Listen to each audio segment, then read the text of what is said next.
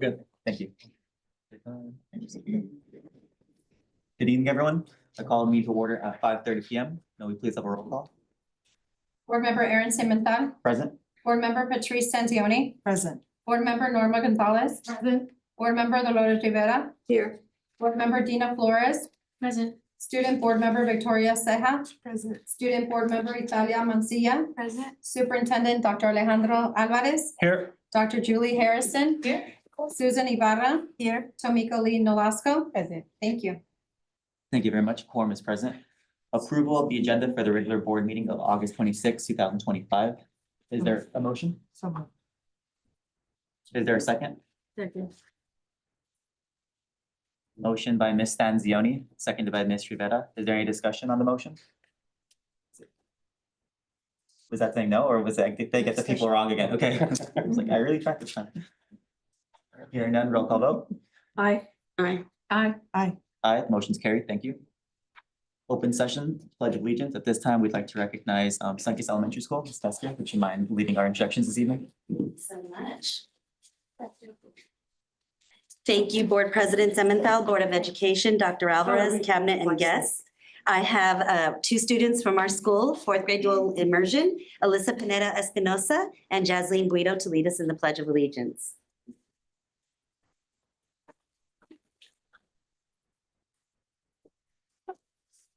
Place your right hand over your heart. Ready, begin.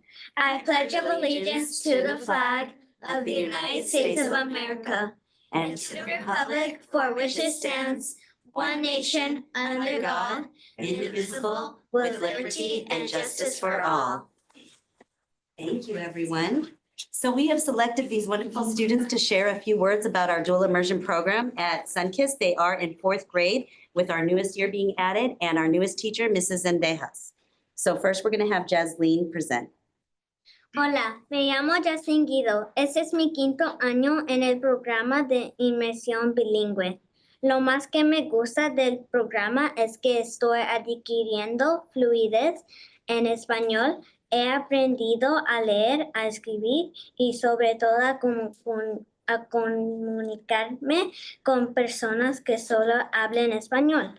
Cuando sea mayor, quiero ser maestra y ser bilingüe me abrirá muchas oportunidades.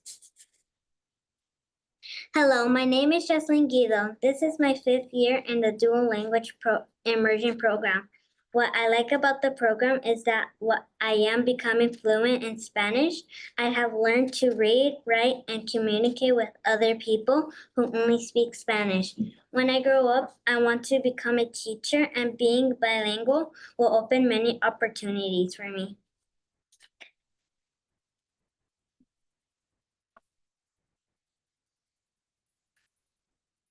Buenas tardes, mi nombre es Alyssa Pineda.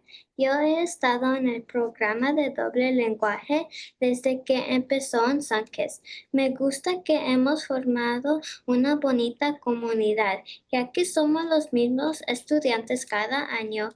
Estar en el programa me ha ayudado a aprender el español y sé que en el futuro ayudará a comunicarme en mi carrera como cirujana. Good afternoon. My name is Alyssa Pineda. I have been in the dual language since it started here at Sunkist. I like that we have formed a community with my classmates since we have the same students every year. Being in this program has helped me learn Spanish, and I know it will help me in the future to communicate with people in my career as a surgeon. Thank you.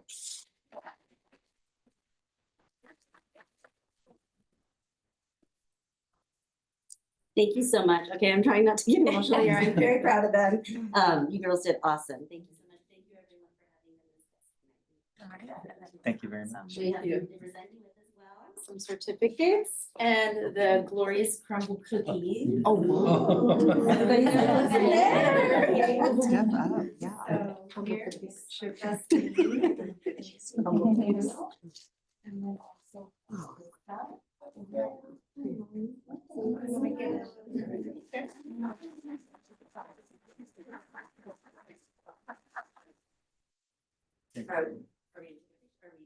Yeah, of course. No, Sorry. no, absolutely.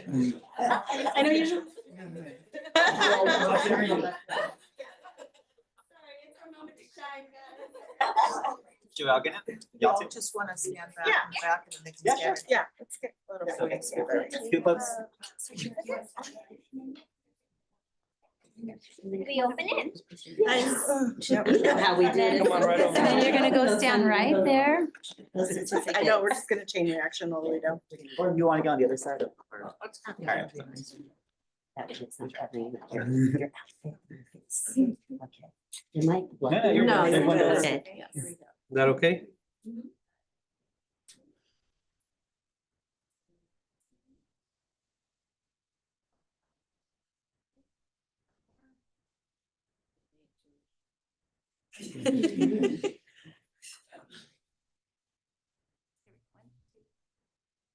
All right, thank you.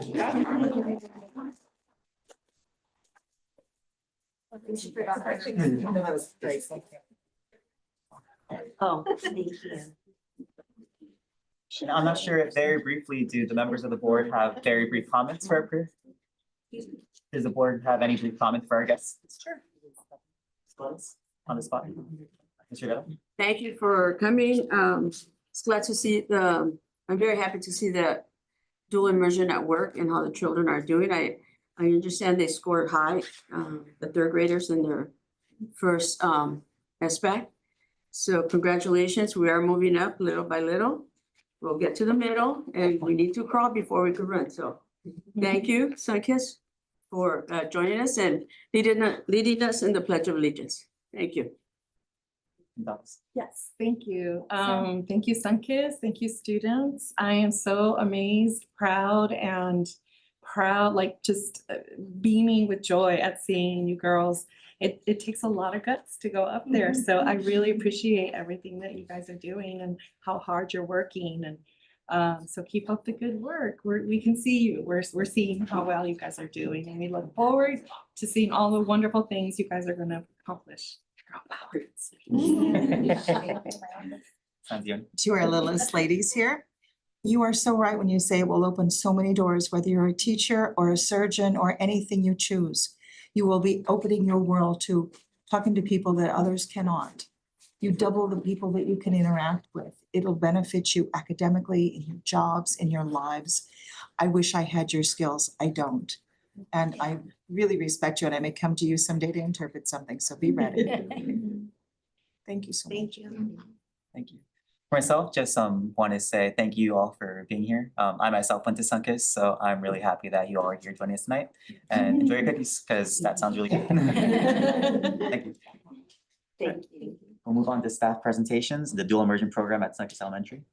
Or Dr. Alvarez. Thank you, Board President. I appreciate the flexibility of the board allowing our students to make their little speech before. I know they've got places to go sometimes, but thank you very much for coming out. I'd like to present Mr. Tavite and Ms. Esker. Come in, talk a little bit about the district's dual immersion program at Sunkist Elementary. Thank you so much, everyone.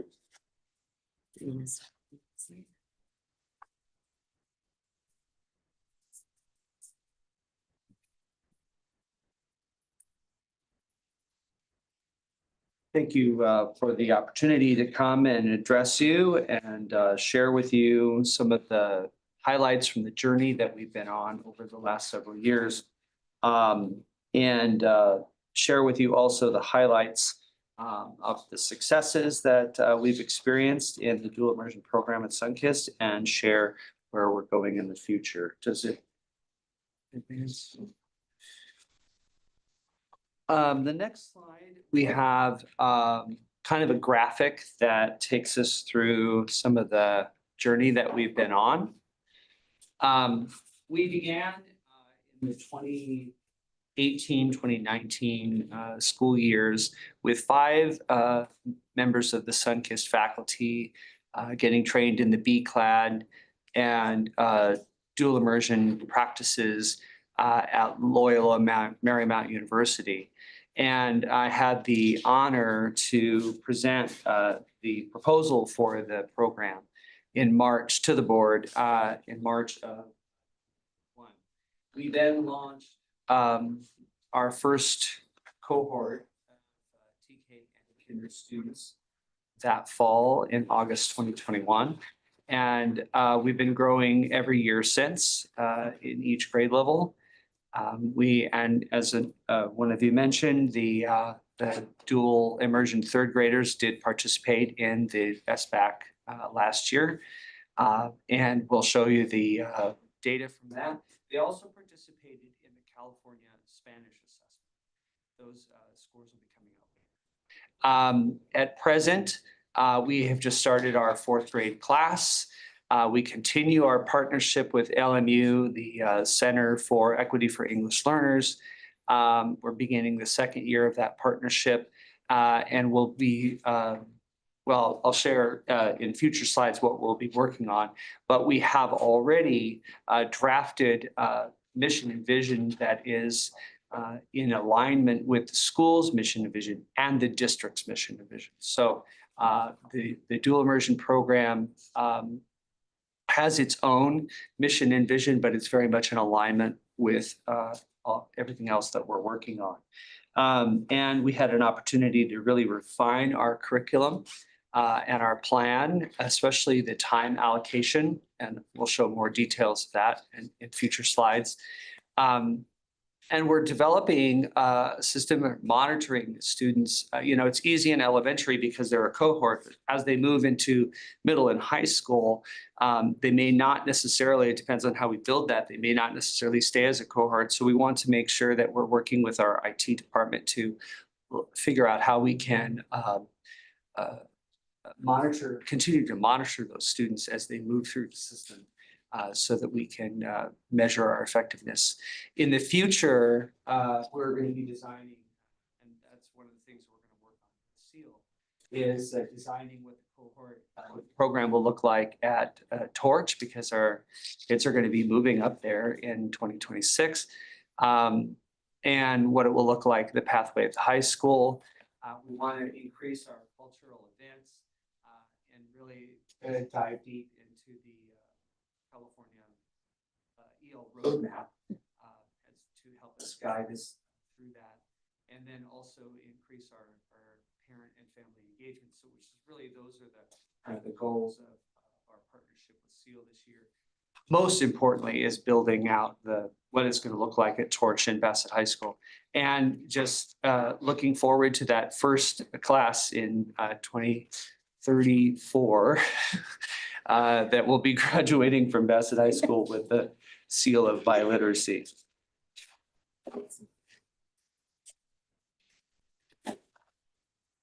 So as Jason mentioned, we are partnering with Loyola Marymount University and SEAL, the Center for Equity for English Learners.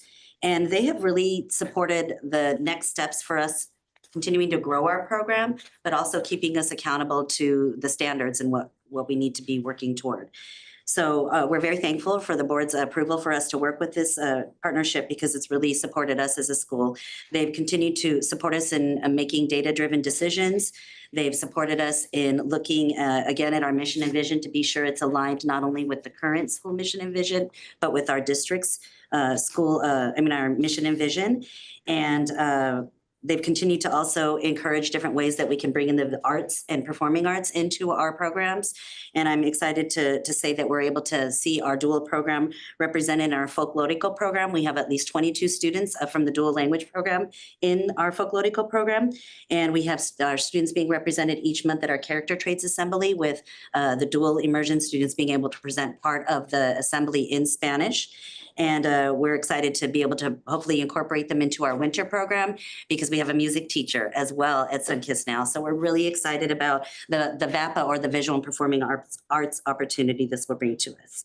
Again, some of the data that we're going to be sharing with you is our state data, iReady data, benchmark data, and as Mr. Tveit also mentioned about making sure that we're able to monitor our students' progress as they progress along.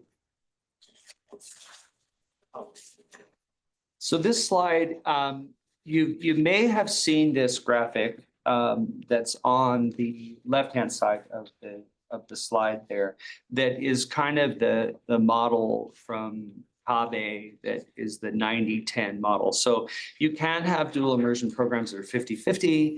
You can have a blended kind of approach. We adopted the 90-10, and that kind of graphic kind of helps to see the target language, amount of time in the day. So for kindergarten students, really their English that they're going to have is their ELD, right? So that's the 10% of the day, and the rest of it is in Spanish in the target language. As they move through the grade levels, that gets closer and closer together until we get to the 4th and 5th grade, where it is half and half. So then that's where you get to the 50-50.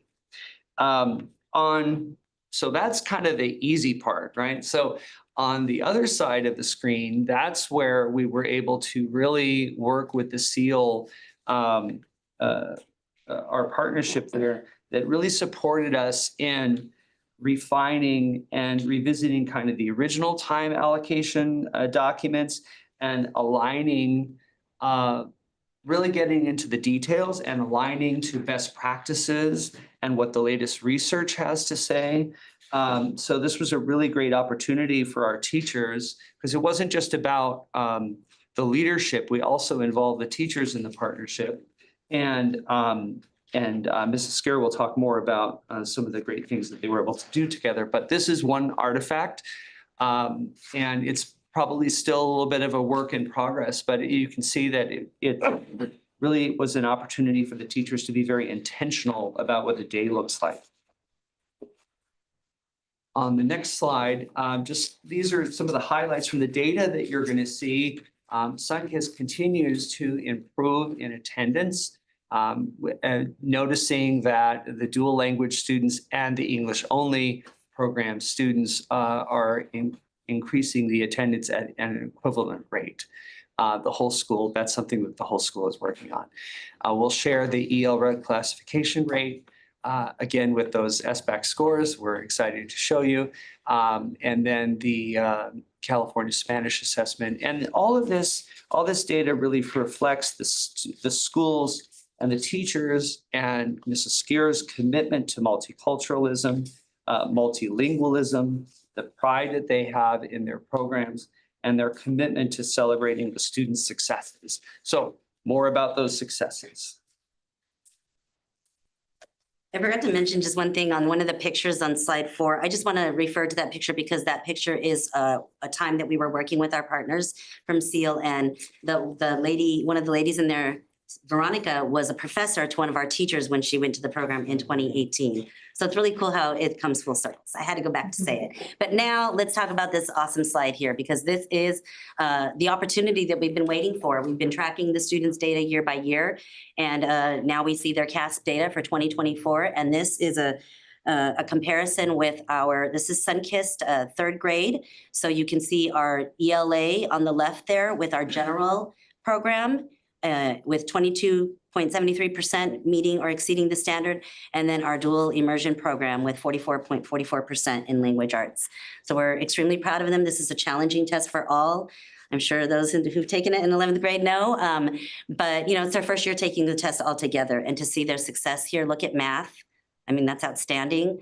55.56% of our dual immersion students showing that they meet or exceed the standards. So this is a very simple slide, but really not so simple because a lot of work went into this. And as my 3rd grade teacher reminded me, this is the work of all of our teachers, not just her as the 3rd grade teacher, but all of the teachers who put the time into teaching this program. And you can see the work reflected here. As Mr. Tavai also mentioned, California, they did take the California Spanish assessment, and that data will be coming out in December. This is our iReady data, and it's a comparison from our students in the dual immersion on the left in teal, starting in kindergarten, where, sorry, 1st grade, thank you, 1st grade. And then on the right of that bar graph is our English only instruction or our general program. So starting in 1st grade, you see 52% and then 80%. And you might wonder what that's all about, but they are acquiring the language English as well. So then you go over to 2nd grade and you see that they start to meet the bar with their English only counterparts. And then by 3rd grade, you see that they surpass And, third grade literacy, I think that tells a lot about the fact that you see them surpass in third grade, 58% meeting or exceeding. And then our benchmark data. This is a really interesting snapshot of some of the benchmark data we use across the district and an example of the type of monitoring that we're doing at Sunkist. And this is a moment in time in February. I don't know if I have like a little highlighter here, but in February 2025 is when this snapshot was taken from second trimester. And you can go over to the second to the last bar graph there. You'll see Sunkist dual immersion students. And we have 77% of our students meeting or exceeding the standard in language arts for our benchmark. And I'll just quickly jump over to the next school. Closest to that is Edgewood at 66%. So we're at 77% and Edgewood is at 66%. So you again can see the representation of, it's a lot of science. There's a bridge inside of our brain going between the two languages, and our students in dual immersion, their data represents that bridge is being built very nicely. And this is our English language reclassification. This is from the end of our school year last year. It's just really to get an idea of how many of our students in dual immersion first through fourth grade are English learners. We have 37, and then we have 2 students who've been RFEP'd or reclassified, and then 3 who were IFEP'd initially were not tested out and were not considered English learners, and then 24 English only students. And just something to let you know what we're doing. We're going to be working on teaching by levels this coming year. We're going to take our 1s and 2s, teach them in one group, and then our 3s and 4s in another group. Something similar to that kind of configuration so that we can improve our reclassification for all of our students, not just our students in our dual immersion program. This is a great moment here. Again, just a moment to say thank you to our Board of Education and Dr. Alvarez for supporting our attending professional development. This picture on the left is Mrs. Barcelo and I with Dr. Pedro Noguera. He's a professor at USC. He's like, us educators follow educators. He's like our guru. He's a celebrity to me as far as I'm concerned. It's the fourth time I had the chance to see him present, and I didn't want to take that picture. I'm shy. Believe it or not, when it comes to being like, can I take a picture? I get a little shy. But my teacher made me, and I appreciate that she did make me do that. And at the next picture is us attending the CABE Medley Conference, which is a CABE conference, but it's separate for dual language immersion programs specifically. It was their first year that they had this conference in the summertime, and we by choice went over our summer with our teachers to go. So I'm very proud of those pictures and what they represent. Just the amount of extensive professional development that we are doing with elite experts, hands-on learning opportunities at each of these conferences. It's not a sit and get, talk lecture. It is hands-on action networking. We're getting to know people who are doing the same work that we're doing and able to get contacts and collaborate. We're looking at targeted content areas in these types of conferences. And of course, they always include cultural celebrations, because just like we would want to see in our dual immersion programs is the celebration of multiculturalism. And you see that represented at these types of conferences. Okay, so, like Mrs. Skier was saying, all of this is only possible with your support. So we really do appreciate the opportunities that you've afforded the Sunkist staff and the support you're giving to the program. So this slide kind of shows where we'd like to go, right? So we're going to work on this year our parent engagement opportunities. We're going to be doing that with our partnership with SEAL. We have we've been growing the program every year, which we're very proud of to say that the enrollment is increasing. And we have identified a way for students, because sometimes it's appropriate for students to join the program after first grade with certain conditions, right? So although we have high standards and we have metrics, that we're expecting the students to meet, it is appropriate to have this opportunity for students to come in if parents would like that. And so we've identified an assessment that we can use to do that, along with parent input and then this assessment, so that we have now the ability to accept students after first grade that have not been in it before. So we're excited about that, implementing that.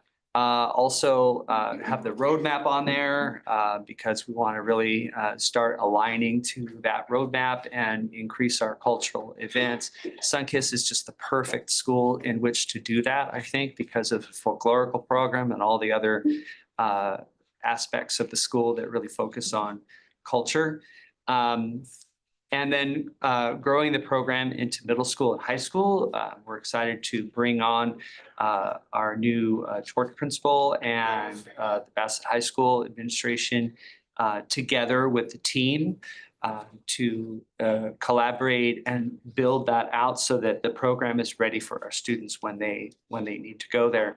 And then, of course, it's all leading to this pathway, which is one of the pathways. There's other ways to get there for the seal of biliteracy, but we're excited for these students. I think you can really see in the data, as Mrs. Skier was explaining about the brain and, you know, as these students are learning in 2 different languages, I mean, it's really, we're going to start seeing them kind of outshine everyone else because that's kind of what the research shows us, and we're excited for that, for the opportunity for the students. So, you know, this is all leading to the ultimate goal of students graduating bilingual ready, biliterate from Bassett High School and them being better prepared for college and a global economy. In the next slide, just some of the things to consider as we go look to the future, that teacher authorization and credentialing is a constraint, right? I mean, they have to be highly qualified, and that means a B clad, which is not easy to get, or the new authorization, which is called the BILA, bilingual authorization. These credentials are advanced and required for the program. So that is one constraint. We have recently learned about an opportunity through LACO to help our teachers earn that certificate at no cost to them. And we're learning more about that program. You can see kind of the logo for it there on the screen. So Human Resources and Educational Services will be promoting that soon and figuring out how to get that message out to our teachers, because we would like to help our own teachers within Bassett Unified School District become qualified to take on those positions if they so choose. The enrollment, you know, for as you know, for the district, the enrollment continues to be a challenge for us. And so probably not realistic to duplicate this program at other schools because we're just not going to see the numbers. But that also isn't a negative thing. That can be really seen as a positive because it allows us to really focus on one school with the resources and the support that we need to give to grow the program there. It's an opportunity for the district to create in Sunkist a magnet program that could serve as a model for refining that, like I said, the English learner roadmap implementation, and also culturally responsive and relevant pedagogy and leadership that could be a model throughout the district and beyond. So not seeing that so much as a constraint, but an opportunity. And then we just really, again, thank you for the opportunity to come before you and present on this, our probably one of our favorite subjects, Yes. both of us. And so we're happy to answer any questions that you may have. Thank you very much. Any questions from the board? Ms. Yeah, Rivera? I just want to make a comment. Sunkist has always been the first in trying things out. They were the first school in the San Gabriel Valley to do the uniforms. So I think they deserve a lot of, kudos, because Sunkist was the first school to do the uniforms in the whole San Gabriel Valley, and then the rest of the schools, our district followed, and then the rest of the other schools follow. So thank you for being the first on the dual immersion. It's great for our kids. I see them speaking well, both languages, as they express themselves, communicate, and it's gonna be great. They're gonna perform. So Thank you. And thank you to the teachers that work hard in getting the accreditations and everything that they need to certification to do to do the classes. So thank you. Ms. Gonzalez? Yes. So thank you so much for your presentation, and I agree with you that it really is a pride in this program, that it's showing, you know, the pride in the language, pride in the culture, and you and your staff love what you do, and it shows, and know that it really shines through. I mean, these slides are powerful in comparison to students that are not in dual immersion. So, you know, thank you for all of your hard work. We have the proof here that this program is working really well at Sunkist, and I look forward to seeing it just grow. You know, to give everyone the opportunity, and also, you know, I will definitely keep an eye out for, you know, how we can help with, you know, helping other teachers, other educators also become dual immersion teachers. So thank you for everything that you guys are doing. Thank you.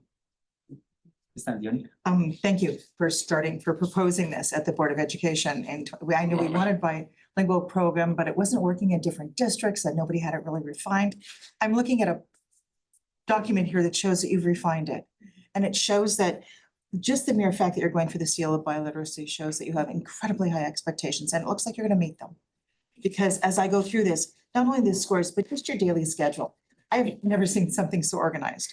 I know because we have DI at our school too. This is a model. So thank you for that. I might even share them or brag. No, I'm still this sorry. Your grade comparisons are astounding. And if you look at even the math scores, knowing that math is so heavy in language and reading and comprehension, your kids aren't just meeting it, they're excelling in understanding the language and the innuendo and everything that they have to extrapolate from the question itself in math. So double kudos for that. You know, maybe they could tell everybody else how to do it, because clearly they're doing it right in 2 languages. I am super excited about this program. And as you said, you know, you're talking about it being, this is something you mentioned. Why don't we just call it, you know, Sunkist with the biliteracy magnet? Because that's what we are. That's the magnet. It's your program is heavily biliteracy, and become the shining star in the valley for that. Because you've got it here. You've got the documentation. You clearly have the vision for it. And I haven't seen this. I've seen a lot of biliteracy programs or bilingual programs, or dual immersion programs. You guys have done a great job. So thank you. Thank you very much. For myself, I just appreciate the effort, not only of you both, and to recognize both also being a Sunkist principal yourself, and services for getting this presentation ready. The point of me requesting at last meeting was just so we can have a deeper understanding of what's really going on at Sunkist with the dual immersion program, however we could support it. And I think it's going to be very helpful and useful for us as we engage in refinement of our strategic plan, specifically on the educational side, to consider how do we strengthen it if it is a magnet component? How does that work out with it going through the middle school and high school? So this was an amazing template. I appreciate you both. I will be bothering you in the future with other questions. okay. That sounds like it's gonna be welcomed, but Absolutely. for It's a now, I proud suppose moment. that's it for me. Thank you very much.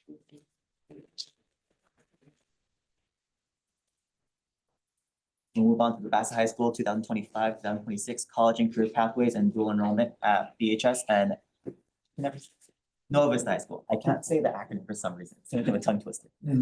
Thank you, Board President. I'd like to ask Dr. Harrison to come in, who'll be presenting on this topic. One of the requests, and it's part of our strategic plan as well of our college and career indicators, our pathways and dual enrollment. So Dr. Harrison will be here to present what's going on at our high schools under all these different categories. Dr. Harrison? Thank you. Board President Pimentel, Board of Education, Dr. Alvarez, Cabinet and guests. So I'd like to thank you for the opportunity to bring some information to you about our College Career Indicator, which is the umbrella for our CT pathways, dual enrollment, A through G, and quite a few other things that you're about to find out about if you didn't know already. So our 3 topics tonight and under one umbrella are the College and Career Indicator, which is a way that we use to measure if students are prepared for that next level, college or career or both. how our CTE pathways lead into that and can support the CCI, and then where dual enrollment fits into that puzzle, which is our college courses offered on the high school campus. So there's a lot of information on here, so I'm gonna summarize this. So the College and Career Indicator has two sets of standards. There's the college ready standards and the career standards. This slide shows you the college standards. And on this slide, you'll see the ways that are used to measure if a student is college ready. So they are the Smarter Balanced Assessments, A through G courses, advanced placement completion and pass rates, dual enrollment completion, and seal of biliteracy. This is the academic side of the house. So in order to get students college ready, they need to meet multiple measures on this side of the slide. So for example, if they passed one Smarter Balance test but not the other, they're not considered ready. They would have to also have, say, for example, A through G course completion, or have passed an advanced placement test with a 3 or higher. So you can see if they pass both their Smarter Balance, they're in. If they're A through G, they're not in. They have to do one more thing. If they're advanced placement and they are scoring a 3 or higher on 2 or more exams, they're in. If they do 2 semesters of dual enrollment, they're in. If they do 1, they're not in. Seal of biliteracy, automatically in. So you can look at some of our measures. So our counselors have to kind of go through these with a fine-tooth comb and kind of project out where they think we might be, because it's very hard to predict. And then our system at the state pulls all of this together in some Neverland matrix and back end, and then they give us a number somewhere around October. So this is the academic side of the house. So you can see for our A through G completers this year as a district, we're at 32%. For our seal of biliteracy, we're at 27%, which is a much higher rate than last year. We were at 9% in 23-24. So we just blew that number away. And then our AP pass rate is about 43%. That's just some of the metrics that go into the machine that then tells us how many students are CCI. On the career side of the house, next slide, I think. Where do I point?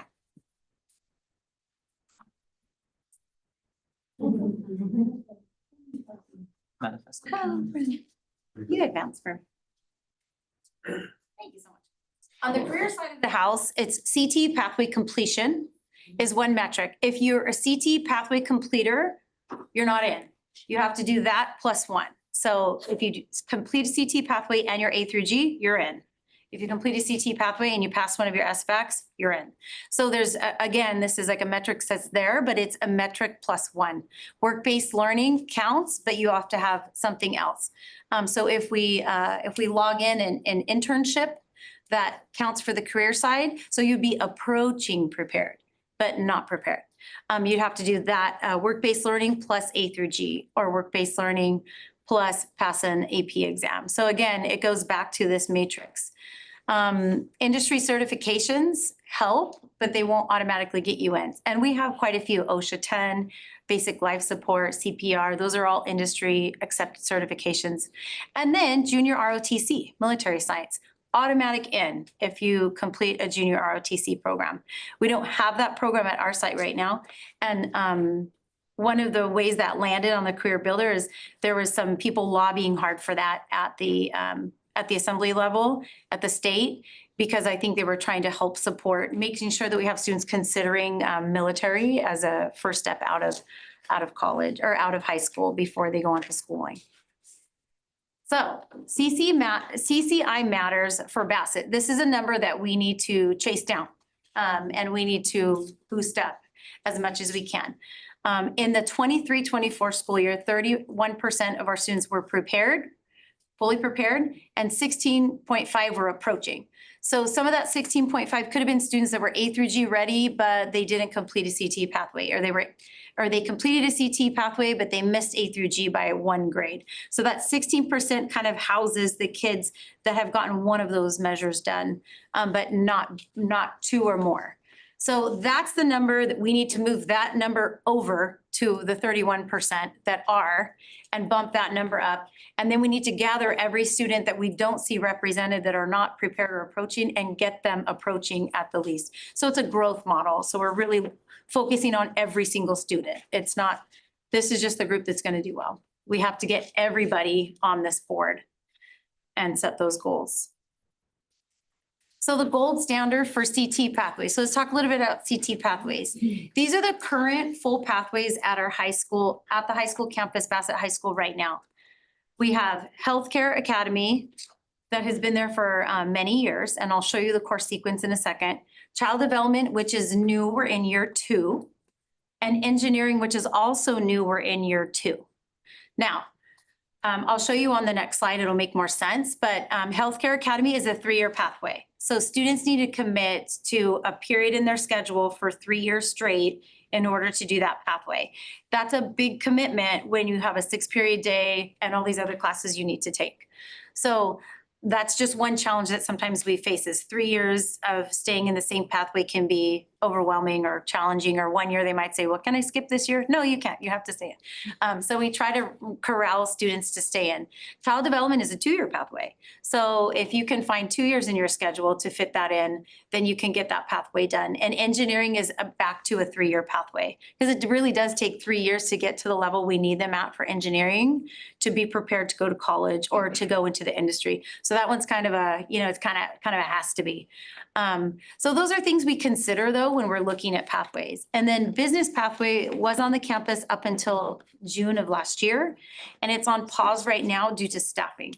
So that's something that's still in the realm, and we're looking at that. So these exist currently, and this is, let me show you some of the coursework. This is the sequence. So this is the back end of users. I know Randy is, this is something that Randy would speak to, is being able to look at the back end user, how these things are reported to the state.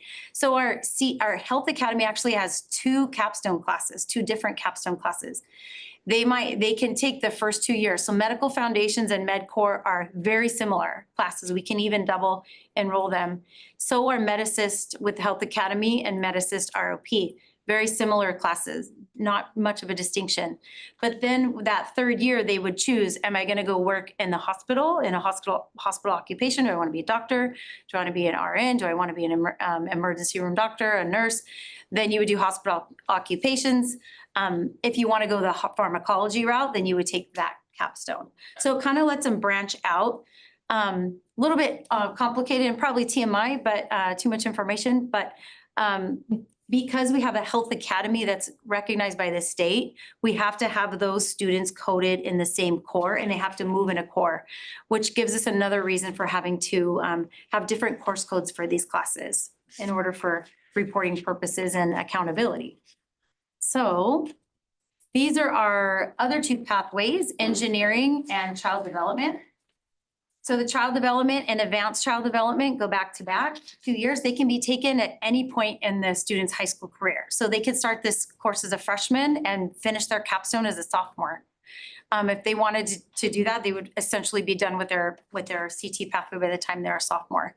And then they could join in our Child Development Center with internships and work-based learning after that. So it is good sometimes to start early because it gives you an opportunity. And Engineering is another one. They can start anywhere in their high school career.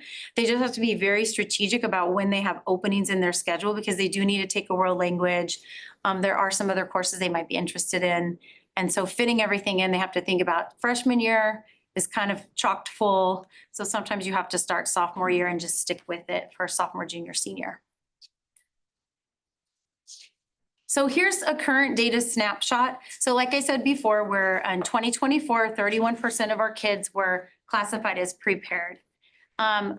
Dual enrollment, which we'll look at in just a little second. So here's a preview of dual enrollment. Right now we have 12 dual enrollment courses. Mount SAC partners with us. They offer college classes. They're either on the campus physically or they're with a professor asynchronously. So that's happening right now. We have 145 students enrolled in college courses at Bassett High School right now, which is an increase from last year. We had 93. So that's an 11% increase in college offerings for our Bassett High School students. All of those classes are UC Cal State transferable. they are ones that they can take anywhere. They don't have to go to Mount SAC. They could go to Cal State LA and take all those classes. They could go to UCLA and take all those classes because they're walking in with a junior college transcript and saying, they have their Bassett transcript too, but they literally have this Mount SAC transcript and they walk in with that and they take the classes. Seal of Biliteracy, this was a really fun spot last year, and I'm proud of the team there. They had 44 students in the senior class earn the Seal of Biliteracy. That was 27% of their graduating class, a 16% increase. There was only 9% of the graduating class from 2024 that met that mark. And last year they bumped that to 27%. Just through some strategic planning and meeting with students individually and really sifting through, like whatever you focus on gets better. And that was one area where I said, your lowest hanging fruit is Seal of Biliteracy. Let's go get that one as quick as we can because we can turn that around in a year. And they did that. Their CTE completion rates, we had 17% of the students complete pathways, 37% last year. Our current participation, you can see those numbers there. This year's class, we have 55 students in capstones, which is 26% of the senior class, 258 students. So it's growing, even with moving back, taking a step back from our business pathway, our numbers still increased because the kids love that child development class. It was a big hit. So we're excited to see where that goes. Adult Ed and Nueva Vista. Let's chat about this. So 100% of our Nueva Vista students are enrolled in the CTE exploration courses with Bassett Adult School. So that's their last period of the day. And they travel over there with their Nueva teacher and they co-teach. It's a co-teach situation. We have the CTE teachers from Adult Ed teaching those students. And they're traveling through the pathways there. So they do a health and career exploration path, and then they do a trade exploration. So they really get an idea of what they want to do, which is one of the reasons we're seeing our Nueva kids graduating and going straight to adult school. So I need to look at the numbers and see where we're at with that because I'm curious about that. I'm not sure how many actually landed there already. So future pathway partnerships with adult school, if we can align the staffing, we can offer a 2-sequence HVAC course for current students in high school, and not just Nueva, but the comprehensive as well. There are courses, they're written, and it's sort of like a dual enrollment, but with Adult Ed CTE. It's similar to what's happening at the college, but it's happening at Adult Ed. That's one possibility. So the high school and the Adult Ed team, they work very well together. So they're already putting the pieces in place to get these scripted out. And then electric is the same thing. That's another one where we can create a two-year pathway that students could basically be done with the course by the time they graduate. So that would be great for them. So we do have some next steps, generally speaking. We want to expand dual enrollment, strengthen our CTE, making sure we have all the state-of-the-art equipment, and increase our work-based learning opportunities for students. We need to improve our A through G completion rate. We have to get that rate up. Just as a standard, we had about 55 and some change % of our current senior class that were advanced, proficient or advanced on the CASP last year. That's kind of your metric to see where your A through G should be landing at least there, if not higher. So that's just like a good eye test. And so that's something we really are going to be focusing on this year, is looking at every single senior and seeing what are they missing, what do they need to make up, what did they miss, and getting them on that track. Because we know that CTE and dual enrollment those are the things that our kids can leverage for their future.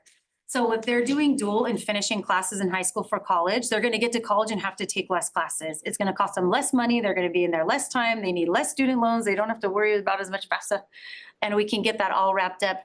That's what we need. And we need a head start for our kids. We need our Nueva kids that are in dual enrollment as well. It's not just Bassett, High Bet, Nueva. We need them to go to a class we need to experience a college class here with us and know they're college material. Like sometimes they may not think that, but they are. And once they do one class, then they realize it kind of, the switch goes, and then they feel good about it. And the CTE is an option to get out there and experience what other options there are for careers, so that if they don't want to jump into a college right away, or if they don't want to do college ever, they can have a skilled trade that's going to bring them a lucrative career to provide for, you know, their family and in the future. So specifically, we're looking at expanding CT pathways by collaboration with adult ed, with our healthcare partners and getting internships going and exploring other sectors that the students might want to be interested in, that would keep them interested in coming to school and increase our attendance rates and so on. Dual enrollment, we want to grow that, and we want to be specifically, we want to make sure we're targeting certain students. Like we have a Mount Sat class right now that's specifically for English learners. So we want to get them into that class so that they can see that even as an English learner, still learning the language, they are college material, if that's what they choose to do. And then finally, just really focusing on our goals and getting more students to that prepared CCI mark as quickly as possible. We need to be aggressive about this because, you know, the kids are in high school for 4 years and it's like do you blink your eye and you're a senior, and that's what happens. So building bright futures is just really looking at making sure our kids can get industry certifications, accumulate college credits, get those tech skills, soft skills and hard skills for trades, and then build that confidence in themselves when they leave us, knowing that they're going to be successful when they go. And that is my last slide. Are there any questions from the board or comments? Ms. Flores? Not so much a question, but more so a comment. I think this is fabulous. Thank you so much for this. Yeah. This is an area that I really follow because we have amazing programs here at Bassett and they're growing and everything. And I'd love to see, it took me a long time because I always thought many years ago, I thought every kid has to go to college. High school, you go to college. High school, you go to college. But that's not the case now. As you mentioned, some students, that's probably not their pathway. They want to get into the trades. So I'm eager, hopefully, that we could bring back the business, more so to teach like adult life skills, because when you seek the trades, which is really great, okay, AI cannot take away the trades. But you know, physical labor is so much. So it'd be great to be able to have students learn some financial wellness so that they can save and, you know, prepare for things like that. But this is really great, and I really appreciate as we remember at the was it the adult school, the Nueva Vista graduation, the adult school offered 100% scholarship to all their students. So I really appreciate all the work and everything that we're doing to make sure our students are successful, whichever way they choose to go. This is really great information, and I know you're going to, after only a year, you're kicking it up so great, and I love it. Thank you so much to you and your team. Thank you for your presentation. It's good to know because I've seen the dual college enrollment at West Covina and the one in Hollenbeck. And a lot of the students went straight last year, the first class to graduate, went straight to Loyola, to USC, to Pepperdine, to all these colleges straight, with their AA already and not having to take those classes. So it saved them a lot of money, and we could save a lot of kids a lot of money too if they could take these classes free here within their school time. And then also I wanted to ask, I don't know if that it would be you or Dr. Alvarez. They were offered the scholarship for the Nueva Vista. I would like to know how many of the students did take up the offer, because I know some were interested in. And if they did, how many took it up and what it is that they're going for, because they do have a lot of great classes at the adult school. They do. Career paths, because our medical could go into their pharmacy, stuff and come out with their certificate. So it's really great. So thank you for working on this and thank you for the presentation. Good. Thank you very much, Ms. Gonzalez. Just thank you once again for the presentation. And what I'm taking away from this is all the partnerships that you're building. I think that's going to be key with the pathways is strengthening those partnerships, opening new partnerships. And I can't wait to see what your goal ends up being at the end of this school year. Because this is like a huge goal, but it's doable, I feel like, and whatever you need from us. obviously, we're there to help the students and make sure that everyone gets a fair chance. Thank you. Sanjay? Thank you for everything you do, and I'm so glad we hired you. Enough said. Same with that, but just as I mentioned earlier, just appreciate it. A lot of information that I just wanted a better sense of. I think it's gonna be very helpful for us, but you're stuck with us every single board meeting, so thank you very much. We'll see you next time. Thank you. Thank you. Then just want to briefly remind, if there's any members of the public who want to fill out a public comment card, we have them still in the lobby. There's still time. Next, we'll move on to student board member comments. We have Victoria and Delia. Sit from, yeah, just from there is fine. You don't have to sit. From Sunkist Elementary. Sunkist Elementary is excited to welcome everyone to a great 2025 to 2026 school year. We welcome our new teachers and instructional assistants to our Tiger team. This year, we remain committed to a strong focus on student attendance and emotional well-being, as well as a continued implementation of school-wide writing practices. In addition, we're placing special emphasis on daily reading and math facts, challenges to further support student achievement. We will continue to celebrate student accomplishments in both academics, attendance, and following Tiger expectations. A heartfelt thank you to our Board of Education and district team for their dedication to improving our school facilities, especially our playgrounds. We are thrilled to share that we were able to celebrate our playground reopening on the first day of school. Here's to successful and inspiring 2025 to 2026 school year. From Don Julian Elementary. We're excited to welcome our students, families, and staff back to a new year of learning and growth on Tuesday, August 19th. We held our summer ILT and summer institution for our amazing Don Julian staff. 4 days of hard work and collaboration to get ready for the 25 to 26 school year. Don Julian held our second annual Meet the Teacher / Ice Cream Social on Thursday, August 14th with a great turnout of over 250 families. DJ would like to give a big shout out to our custodians, our maintenance and operations crew for completing summer projects ahead of schedule.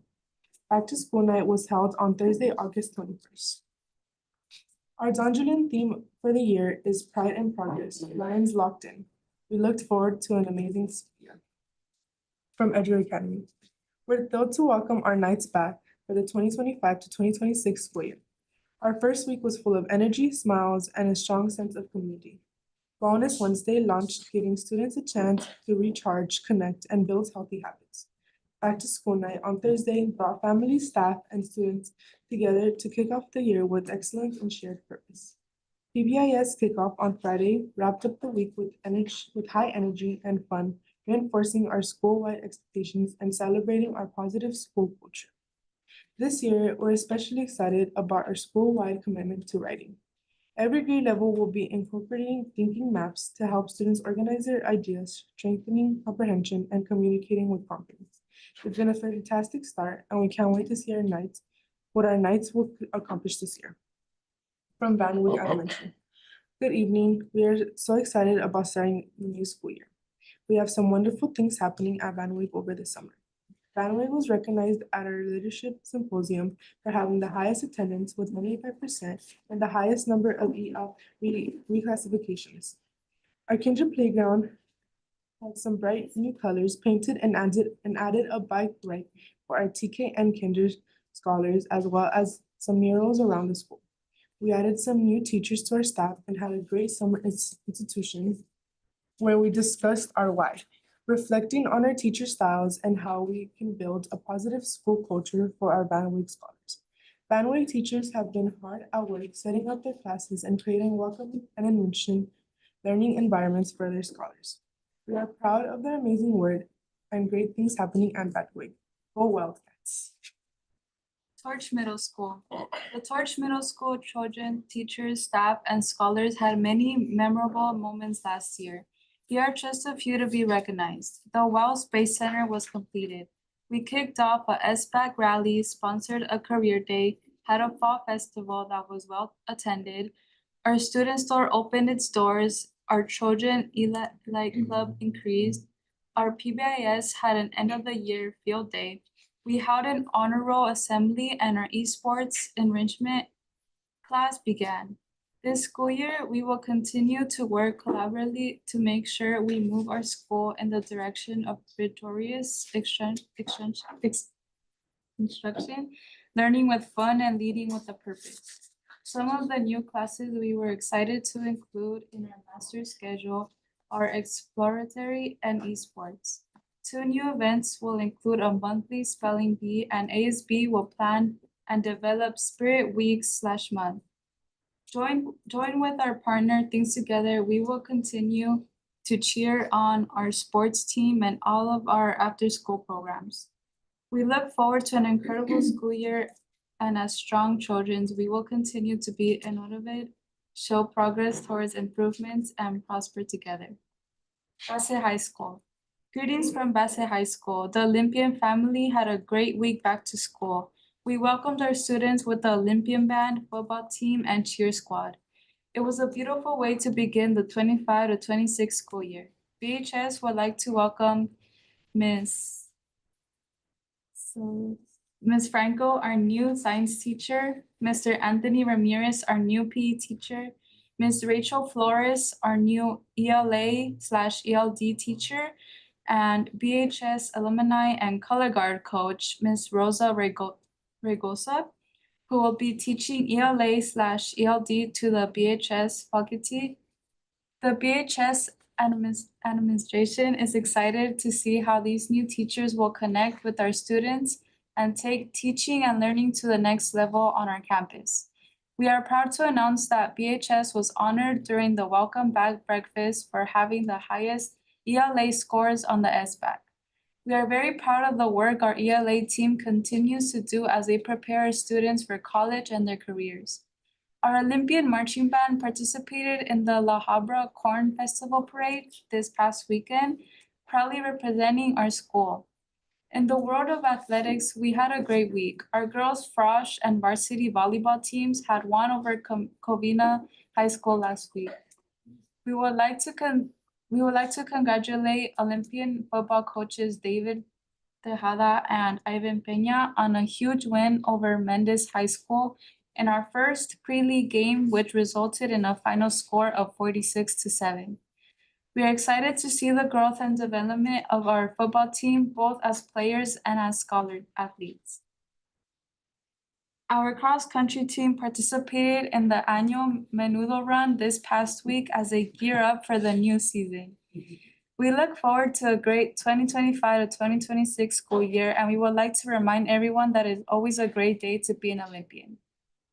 Nueva Vista Continuation High School. Hello from Nueva Vista Continuation High School. We had a wonderful opening week, and we are so excited to welcome our students to the new school year. We had many families come to our orientation where they learned about the opportunities NVH has to offer, such as our dual enrollment classes with Mount San Antonio College, our career path opportunities with Bassett Adult School. And Nueva Vista would also like to welcome by Carolina Alcaraz, our newest member of the faculty, who is teaching English language arts and English language development. She comes to us by way UC Berkeley and USC. Go Bruins! And it's already connecting with students. We are excited for a great year ahead. Have a great evening. Thank you very much. We'll now move on to item number 3, public comments related to closed session. Are there?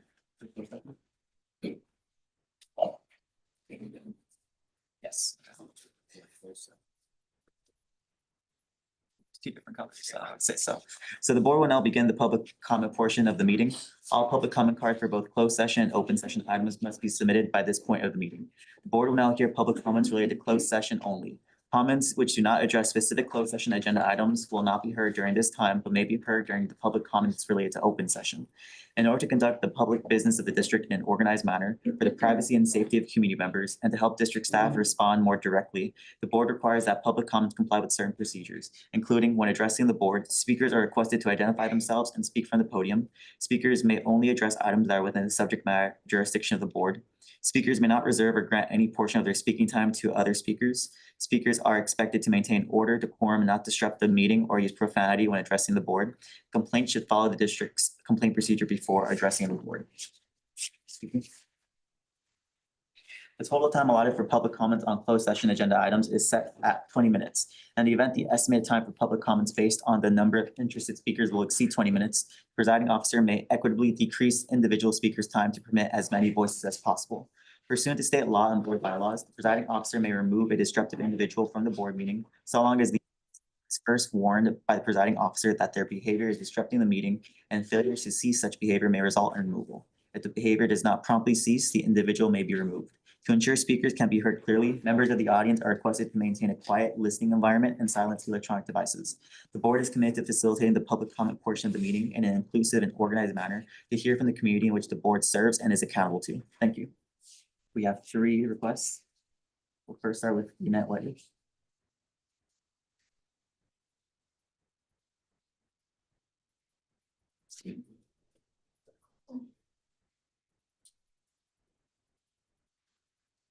No one ever. Good evening To the board. All of us makes up this congregation, if I may use that word. I'm back again. Asking Bassett to help us maintain this property over at Flanner. We are asking you to stop the storm properties from the rezoning of this property because it's for the public use. And I'm standing before you all tonight, these same students. I enjoy seeing what you're saying. These same students that you teach every day. On the weekend, those students don't have no way to get nowhere to have things to do. Our place is crowded, parking is bad, children in the street. I almost saw a baby get killed since I've been here. My heart goes out for this. We need a park over there. We don't need condos over there. We don't need villas over there. We need a park for these children. I done got old. I can't do what I used to do. But you all as grown-ups, teaching these children to help get education. Some of them won't be with you if something don't happen. If we don't get this park in here, it's gonna be devastating. It's gonna be devastating. And I am personally asking each member to think about what I'm saying. Because you can't get but one life. And I'm hoping that we can get this park over there. Keep it a public place for children to go. And I'm asking you all from my heart, even in your close meetings, think about what I am saying. I might not be here long, but there's a spirit will take care of what I'm saying. Don't have a conscience saying, I wished I had. But if I live during this time when your name come up, I'm gonna remember you. Just like God is looking at you. Don't worry about my heart.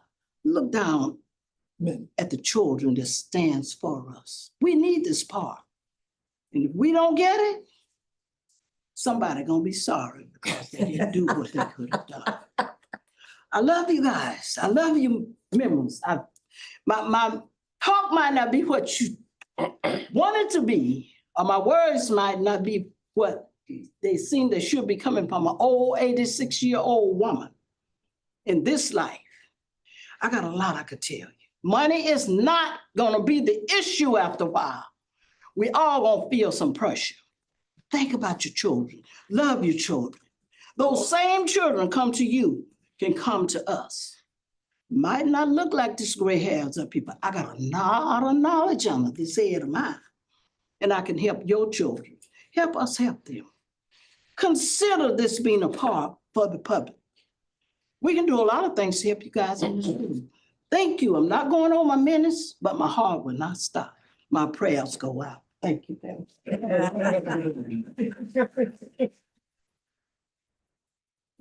We will now hear from Samuel Brown. Yes.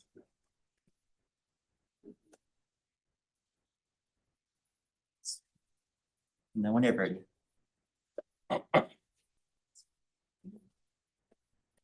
First things first, I sent you guys an email. I came across a letter that was sent in 2016 and in 2018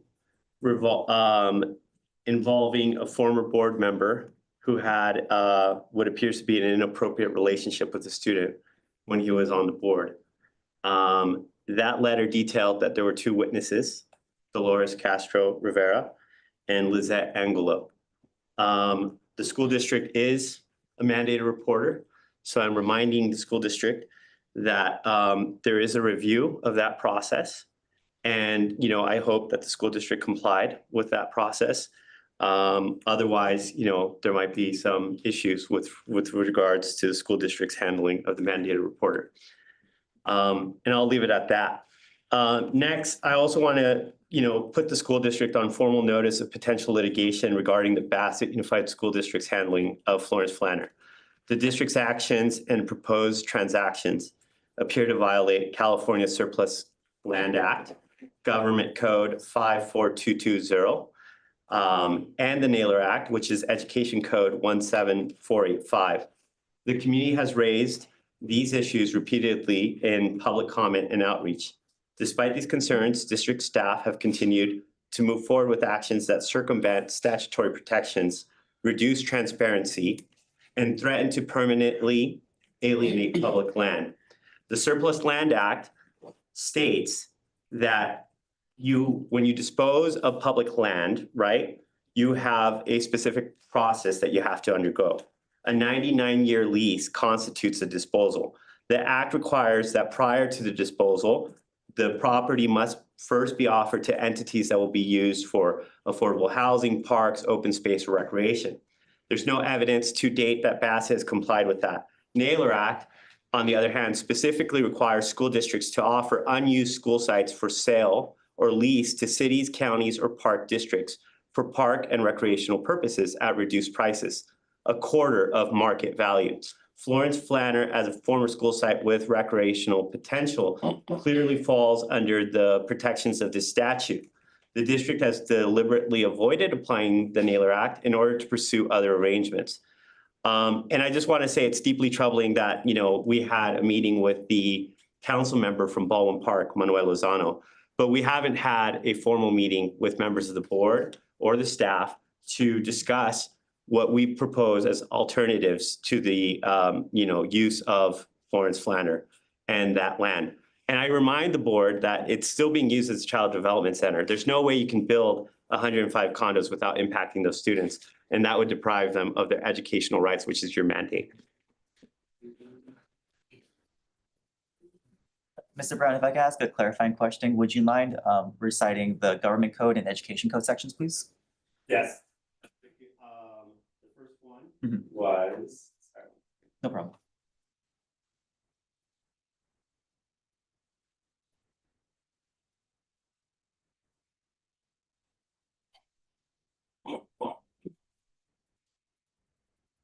It was government code 54220 through 54234. And for the second one, the education code was 17485 through 17500. Thank you very much. And then you signed up a second time. Was this for open session? Yeah, open. Okay, perfect. Then I'll go ahead and, oh, it's right there, perfect, okay. Yep, two for open session, another Well, one. just- yeah. Okay, just to make sure. Thank you very much. So public comments related to open session. The board will now hear public comments related to open session agenda items or matters under the subject matter jurisdiction of the board. In order to conduct the public business of the district in an organized manner, private and safety of community members, and to help district staff respond more directly, the board requires that public comment comply with certain procedures, including when addressing the board, speakers are requested to identify themselves and speak from the podium. Speakers may only address items that are within the subject matter jurisdiction of the board. Speakers may not reserve or grant any portion of their speaking time to other speakers. Speakers are expected to maintain order, decorum, and not disrupt the meeting or use profanity when addressing the board. Complaints should follow the district's complaint procedure before addressing the board, and speakers are to adhere to the applicable time limit of 3 minutes. The total time allotted for public comments on open session agenda items is set at 20 minutes. In the event the estimated time for public comment based on the number of interested speakers will exceed 20 minutes, the presiding officer may equitably decrease individual speaking time to permit as many voices as possible. Pursuant to state law and board bylaws, the presiding officer may remove disruptive individuals from a board meeting as long as the individual is first warned by the presiding officer that their behavior is disrupting the meeting, and failure to cease such behavior may result in removal. If the behavior does not promptly cease, the individual may be removed. To ensure speakers can be heard clearly, members of the audience are requested to maintain a quiet listening environment and silence electronic devices. The board is committed to facilitating the public comment portion of the meeting in an inclusive and an organized manner to hear from the community in which the board serves and is accountable to. We will first hear from Sam Brown.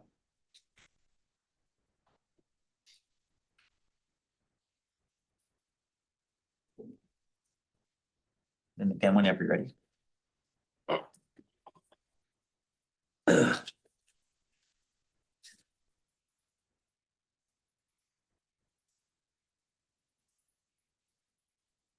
Okay.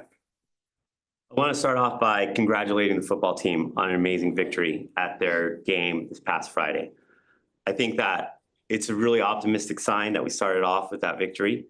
And, you know, undoubtedly, we would have a more robust sports program if we had more recreational opportunities for our youth in this community to be able to practice.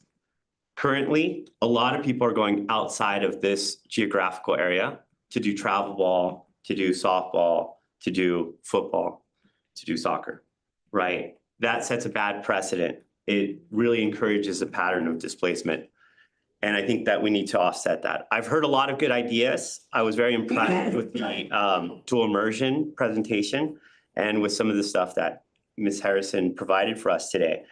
And I just want to propose to you, rather than see us as enemies for, you know, objecting to the proposal to build 105 market rate condos at Florence Flanner, I want to just sort of propose that you look at us in an alternate universe as partners, right?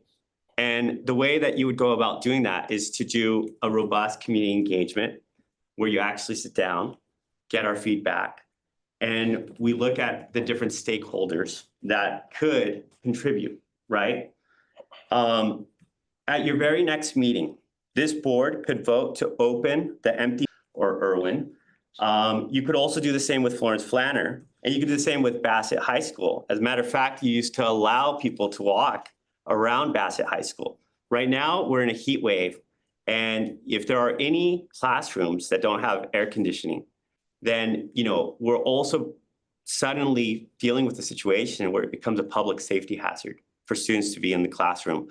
And one of the ways you deal with the heat island effect, as it's known, is to offset the heat that's absorbed in the concrete by increasing trees, vegetation, and access to green space. So I'm not just talking about something that we want hypothetically because we think that it's beneficial for us. I'm talking about something that could actually save our lives, that could sequester carbon, right? That could sequester the particulate matter and the increased exposure to carcinogens that we have from facilities like the smelter right by Torch. So it's a question of political will, right? The school district could at any moment decide to do these things. But the fact that you haven't is because you don't actually see us as partners. You actually have a disdain for us. And we haven't done anything to warrant that. I believe that this community has struggled a lot, but it also has tremendous amount of opportunities. Invest in us.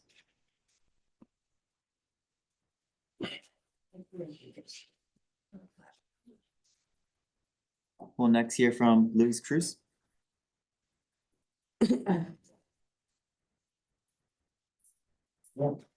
Never ready.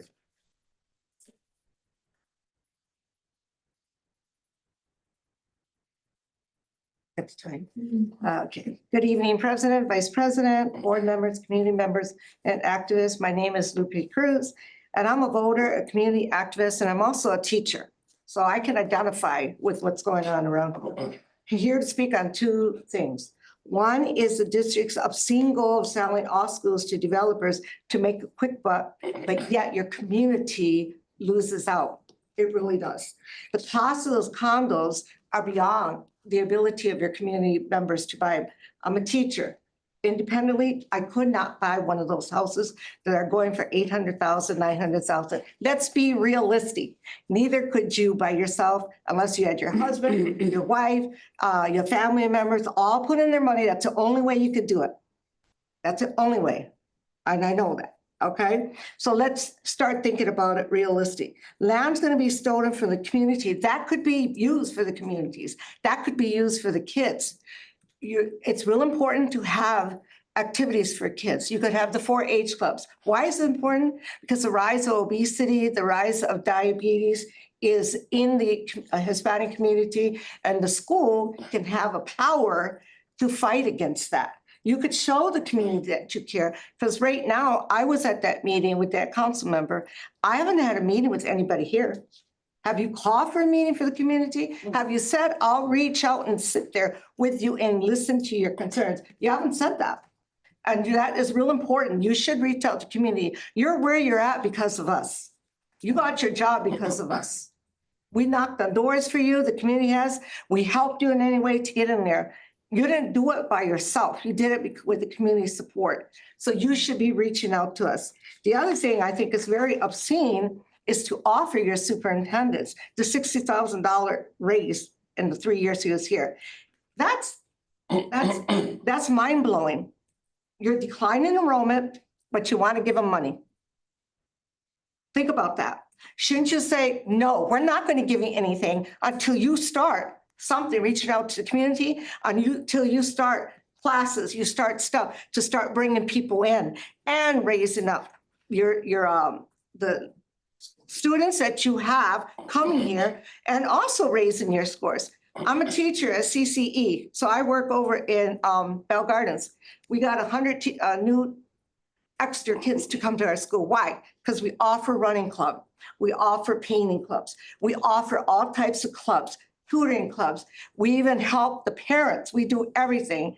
And that, like, we got them from charter schools. We got them from LA Unified. We got them from parochial schools. We didn't sit on our duff and do nothing and say, yeah, give me a raise. We worked for it. We worked to get our raise. We worked to get the kids in.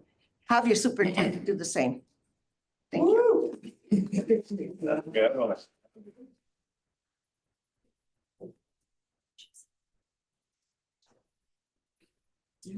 Next, we have Jim Vega.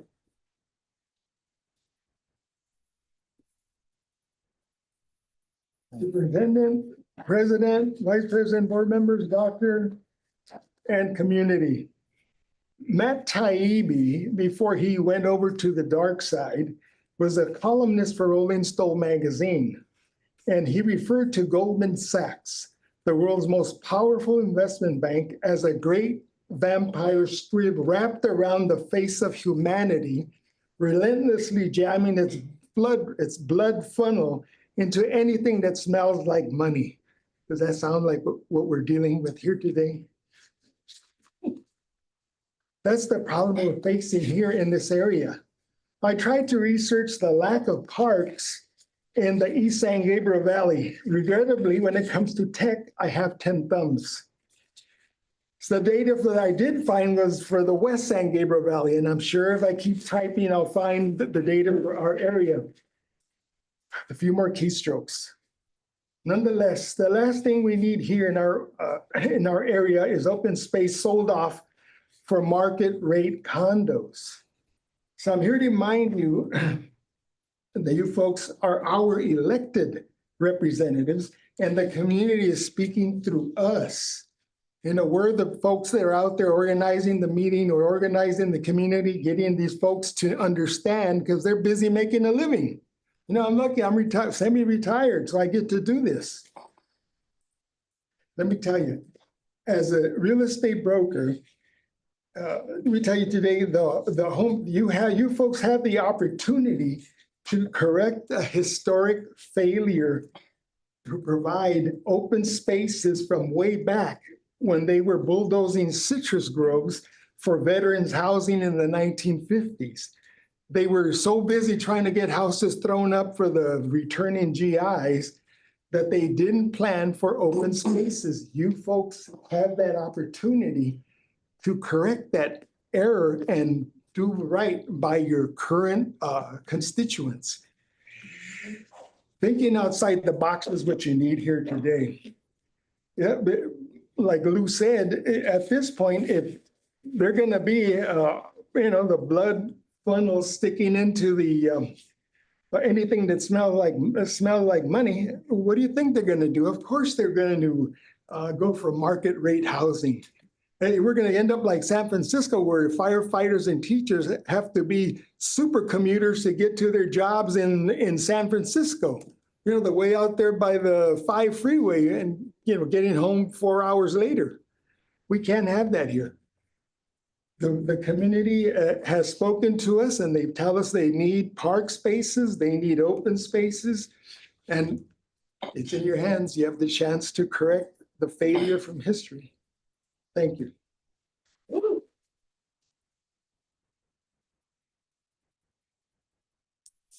And then last one, we have Francisco Arninas, excuse me.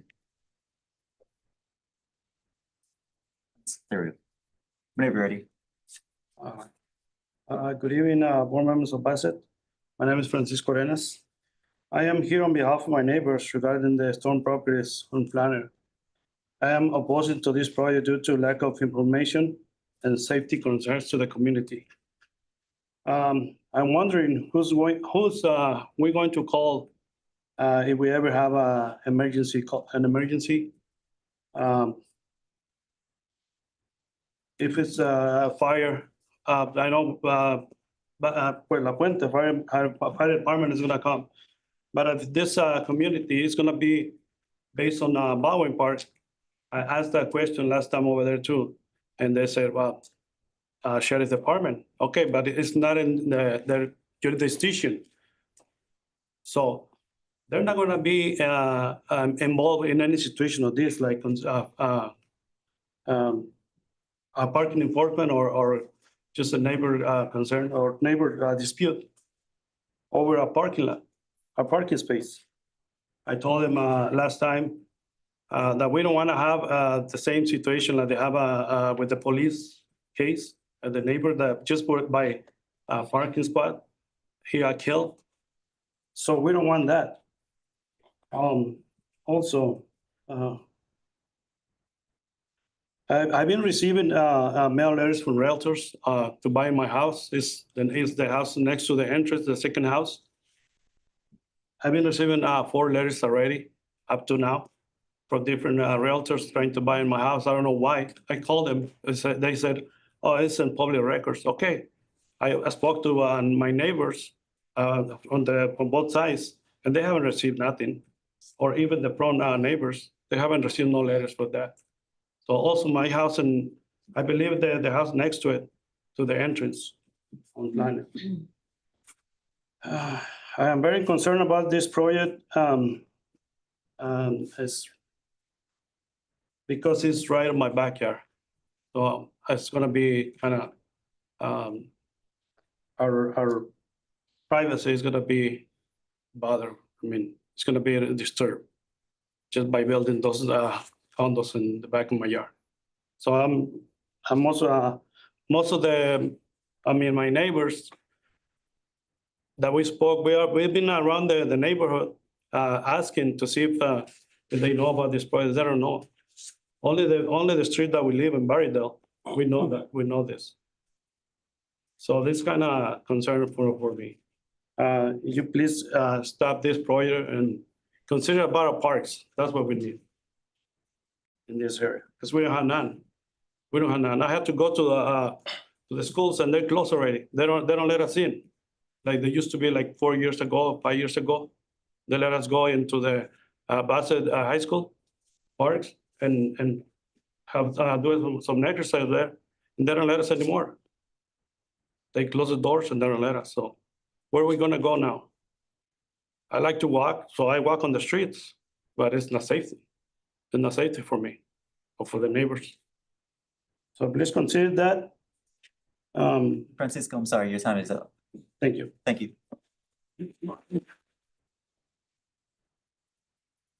On to item number 5, superintendent comments, Dr. Alvarez. Thank you, Board President, members of the board. Apologize if I stop, I'm trying to go over a cough. Just so much has happened since the last time we met. I first want to just thank all this entire staff that helped out with our backpack giveaway. I think we had over 1,000 backpacks to give away. We gave out about 700 plus, over 700 backpacks over at Torch Middle School. It was a great success. Leftover backpack we are giving to the school sites to distribute to any new enrollees or anyone who may need them. So I just wanted to thank the staff, everyone who helped from packing the backpacks in preparation to being there early in the morning, setting up. I mean, I'd be here for a while naming everybody, so it's kind of hard, but I do want to thank especially Cecilia, where she's here. All the work she put into and coordinating it, so thank you very much. Everyone else who helped out, just a big thank you. It was a big success. Parents were very happy, very excited, students. So just thank you again with that. And then we had our welcome back breakfast a week ago Monday with our staff. It was great to see everyone back. We kept it short, but I think everyone appreciated. We had the opportunity to interact with everyone that after the summer, sometimes we don't get to see each other because the school year starts and we get so busy throughout the rest of the school year. So it was a good opportunity just to interact with our colleagues. I had an opportunity to present an update on our strategic plan. We recognized some of our school sites that did very well in the academic growth, whether it be language arts, English, math, reclassification or attendance. In addition to thank you to the board members who attended, all of you. I know it makes a big difference when staff sees all of you. And then thank you to Julie and her team for putting it all together. I know there's a lot of work that goes with it. Student nutrition and helping with some of the donations of the food and helping serve and prepare everything. Just everybody, thank you very much for that. The first day of school was a great success. It was great to be at the school site, see all the kids' fresh faces. Just an amazing first day at all the school sites. We had the ribbon cutting ceremony over at Sunkist Elementary for the third playground. They got 3 brand new playgrounds over there. So it was just great to see those parents that came out and participated in the ribbon cutting, the students playing on it, and just the positive comments from everybody. As it was mentioned, shout out to our Bassett High School football victory last Friday, 46-7. It was a great way to start the school year, great motivation for them to hopefully continue that through the rest of the season. Congratulations to our new coaches, football coaches. I'm doing a great job with our students and all the athletics. Our student athletes had already started, girls volleyball and all the other ones, cross country, you name it. Just off to a great start and just always here to support them in what they may need. Back to school night at DJ and Edgewood last week. We have one coming up, I believe, tomorrow at Van Wig at 5:30, and then a Thursday at 5 o'clock at Nova Vista, followed by Bassett High School at 5:30 there for their back to school night. Just for anyone who has children are there, please make sure, Tim, we'd love to see you there. And I think that's all I have. Just welcome back, everybody. We're here to support our students and their academic and social emotional needs or anything else. And thank you for your board, all of you, for your continued support as we push through another school year. I do want to point out just a couple of things. I think it is important to note that over the past 5 years, even though one of those years was COVID and shut down and everyone went from home, the district has seen academic success in both SBAC data, language arts, math, graduation rates, as we saw today with our students in the college career indicators. The field by literacy are some of the programs you saw here as well with our dual enrollment, dual immersion. So I do think it's important to note all the successes and the academic successes the district has had over the years. Thank you. Thank you very much. We'll go on with board member comments. Board member Dina Flores. You know, it's always tough on him because I can say ditto, ditto, ditto. But anyway, good evening, everybody. Thank you to those that are present. Today I'm sporting Van Wig. Van Wig was opened in 1956. on my time. The school is named after J.E. Van Wig, a longtime resident and member of the local school board. It operates as one of our K-5 public schools. Go Wildcats. Okay. Thank you to the community that came out to speak during our public comment. Please know as a board, we do listen. I would like to encourage you to have a conversation, make an appointment, meet with our superintendent to get facts on the questions that you have. Okay, there's a lot happening in Bassett, and it seems that not all of it kind of gets out there. Some things are kind of misconstrued. But there are projects in the works that will speak to some of the things that you're asking already.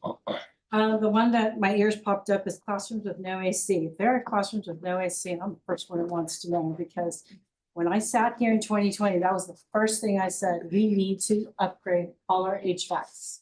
So that is happening. And for our volleyball team, I'm so sorry. If we're working on the gym, I promise it's gonna get there. Started. So, but we love your success, okay? The backpack giveaway, I did get to pop in there just really quick, and I saw the lines. It was like a whole snake around torch. It was just amazing. So very kudos to Dr. Alvarez for securing backpacks with contacts. That was a great service to our community. I really do appreciate that. And I do appreciate all that you do for Bassett. Clearly, as you mentioned, we've gotten this far through your leadership and your team, the support of everybody. So that's worked out really great. I had the pleasure of going to the back to school breakfast. I was only there briefly because I had to get to my campus, Cal State LA. We had convocation and investiture that day. So the first time that it crossed, so I don't know what happened with scheduling, but okay, so rushed over there. But I did, the room was so filled with enthusiasm. I saw a lot of positivity. It was nice to reconnect with friends and colleagues after a long summer. Everybody looked so rested. So that was really good. I am excited, so excited to kick off a brand new year filled with academic learning, students making new friends, and everybody creating unforgettable memories. These are your years, you know, make the best of them. So I'm looking forward to a year of growth, discovery, and fun for our amazing students, teachers, and staff. I want to welcome our new school board members, Miss Victoria and Miss Italia. And yes, as promised, I was on that sideline for the Bassett Olympian game. Okay, it was a great game. It was contagious. It was 6-6. So under the leadership of Coach Tejeda, the team came out strong and is doing really great. They played their hearts out. You could see definitely a different ambiance there. The players respond well. It was great. It was a well-deserved win in front of our home crowd. The stands were filled with excitement, and the pride was just beaming everywhere you could see it. So this is just the beginning, so let's keep the momentum going. Our band, oh my God, our band is absolutely fabulous. You can't help but just, move to the band, okay? And our cheer squad is amazing, and they're such full of spirits. I got to hear call outs to the cheerleaders, and they respond. It's pretty good. Congratulations to our volleyball team. You're enjoying a winning season. Keep it up. Again, I promise you that you will get done, okay? Congratulations to all our fall sports. Everything is really great. I also got to go attend the ribbon cutting ceremony for Sunkist Elementary School. It was really great to see. Okay, Tigers, paws up. Thank you. Thank you to everyone who made that possible. Our dedicated district staff, the families, and the community partners. This playground was made possible with the support of our community through the Measure BB, a bond initiative that helps enhance the learning experience of all our students. So thank you to the community for supporting that measure. The playground is a true reflection of our collective spirit and our effort to nurture and support the bright futures of our young Tigers. I'm also excited for the next upcoming projects. Hopefully you've seen the the signs up on each of our campuses. Our Edgewood campus, Edgewood Academy, and Don Julian are getting their fields redone. These fields, once they're completed, will offer, well, Edgewood is gonna be like CIF, correct me if I'm wrong, Edgewood is CIF ready. Don Julian possibly will be slightly smaller because of the solar panels that are there. At any rate, once these fields completions are done, they will be open for community to go walk. So Bassett is listening. So again, once again, I'd like to encourage you, have a conversation with the superintendent and make sure you have information. But yes, it is a two-way street. Conversation is a two-way street, and we are welcome to hear from you.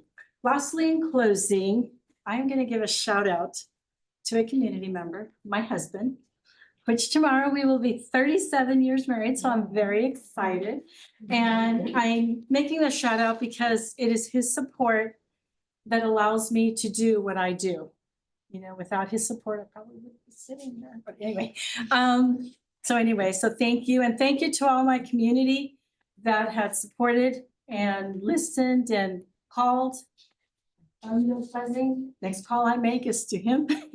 So thank you so much. We are here for you. Thank you so much, Bassett. Good night. Thank you very much. Board Member Dolores Rivera. Good evening, everyone. Thank you for your comments and for being here tonight. And welcome everyone to the new 2025-2026 school year. It's going to be a great year. I know the teachers were all excited and jazzed at the breakfast about starting. The principals, everybody, classified, everybody's all excited. And one of the parents had asked me, when we were there, when I saw the teachers, before I went to the breakfast, and asked me if we had any successful students here at Bassett. And I said, yeah, I'm sure we have a lot of them. I said, you know, Bassett's a good school. And as I walked into breakfast and I'm looking at a sea of teachers and staff, I realized our successful students are there teaching. They came back to give to the community. They're there teaching, they're teachers, they're principals, they're counselors, they're classified, they're aides, they're everything. They're there helping us, helping our community and our kids. Huh? And they're board members. Board members. So yes, we have a lot of successful students. I couldn't even start counting the teachers that were there with my kids, because then you'll know my age. But I'm looking at them and looking, wow, you know, they're there and they're still in our community. So I want to give them a big shout out. I want to give them a big hand for coming and giving them their time and back to their community. So I want to give them a big hand. Thank you all. And staff for coming back and giving to our children. And then I want to give a big shout out to my uncle Raymond, Tío Ramon, like everybody knows him. Today, he turned 104 years old. So it's a big milestone for all of us, for the whole family, that we still have a father figure in the whole family, because most of us are all orphans. But he's still there holding on to the whole family together. So happy birthday, Tío Ramon. And welcome everybody back. We had a great beginning with the grand opening or the ribbon cutting of the playground. It is so beautiful. Like Erin said, they had to use old metal playgrounds, and my kids always said we had to burn our heinies on there. He goes, but now they get the plastic, they get all excited, you know, all top of the line equipment. And I said, yes, this is our tax dollars working.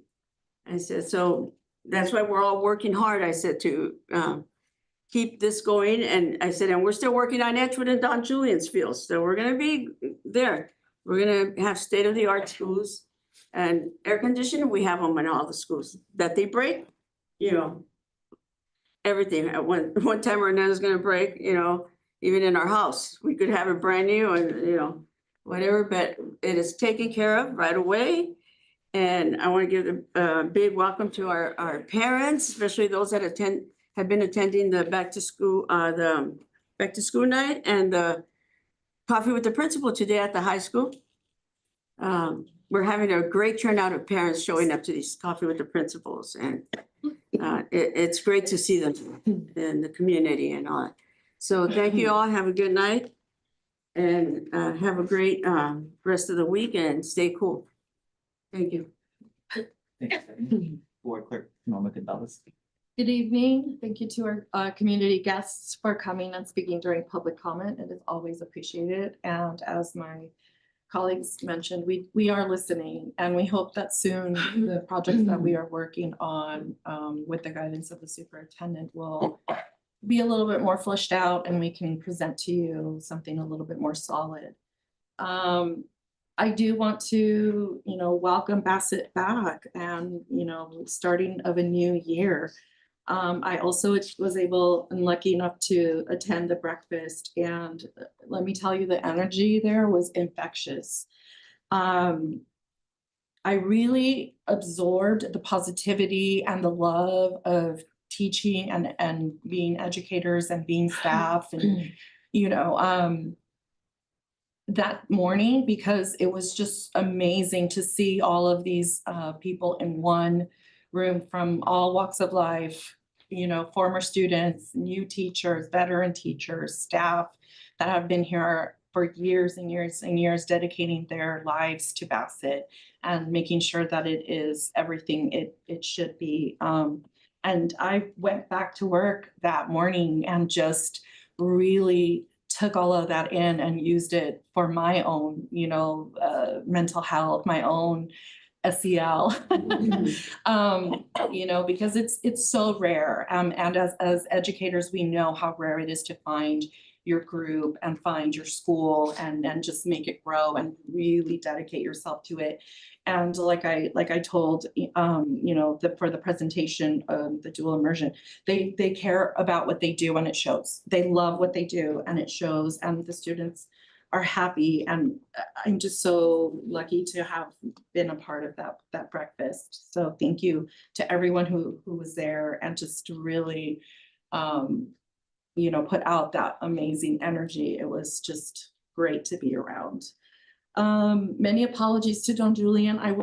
It was on my calendar to attend, but it was just a crazy day over on the east side. So I wasn't able to make it, but I do have Van Wig, Torch, Sunkist, Nueva Vista, Bassett High School on my calendar. So I hope to be able to attend all of those, and welcome back. Don't forget to take care of yourselves too. Schedule that massage, that hair appointment, that foot rub, whatever it is that you need to make sure that you are ready and prepared to face, our students with a happy face every day. Thank you. Good night. Board Vice President Patrice Stanzione. I want to say very cool Van Wyck shirt. I went to Van Wyck from second grade through sixth grade after I finished kindergarten and first grade at Flanner. I am only a kindergarten through eighth grade Bassett student. I'm bookended by K-12 graduates, but I think that says something about what we care about. We care about the kids here. I wasn't able to attend the back to school at DJ or Edgewood last Thursday night because it was my back to school night too. But I did get the great good honor of being able to attend the welcome back breakfast. I have the most amazing principal, and he covered my class while I scooted over here, and they were really good for him. And I was able to welcome the staff, and I reminded them that they have this great power from the custodians through the teachers, the office staff, and whoever is working there. They have the power to affect one life, and affecting one life affects all of our community. And I was reminded and I reminded them of the Dr. Seuss quote, "To the world you may be one person, but to one person you may be the world."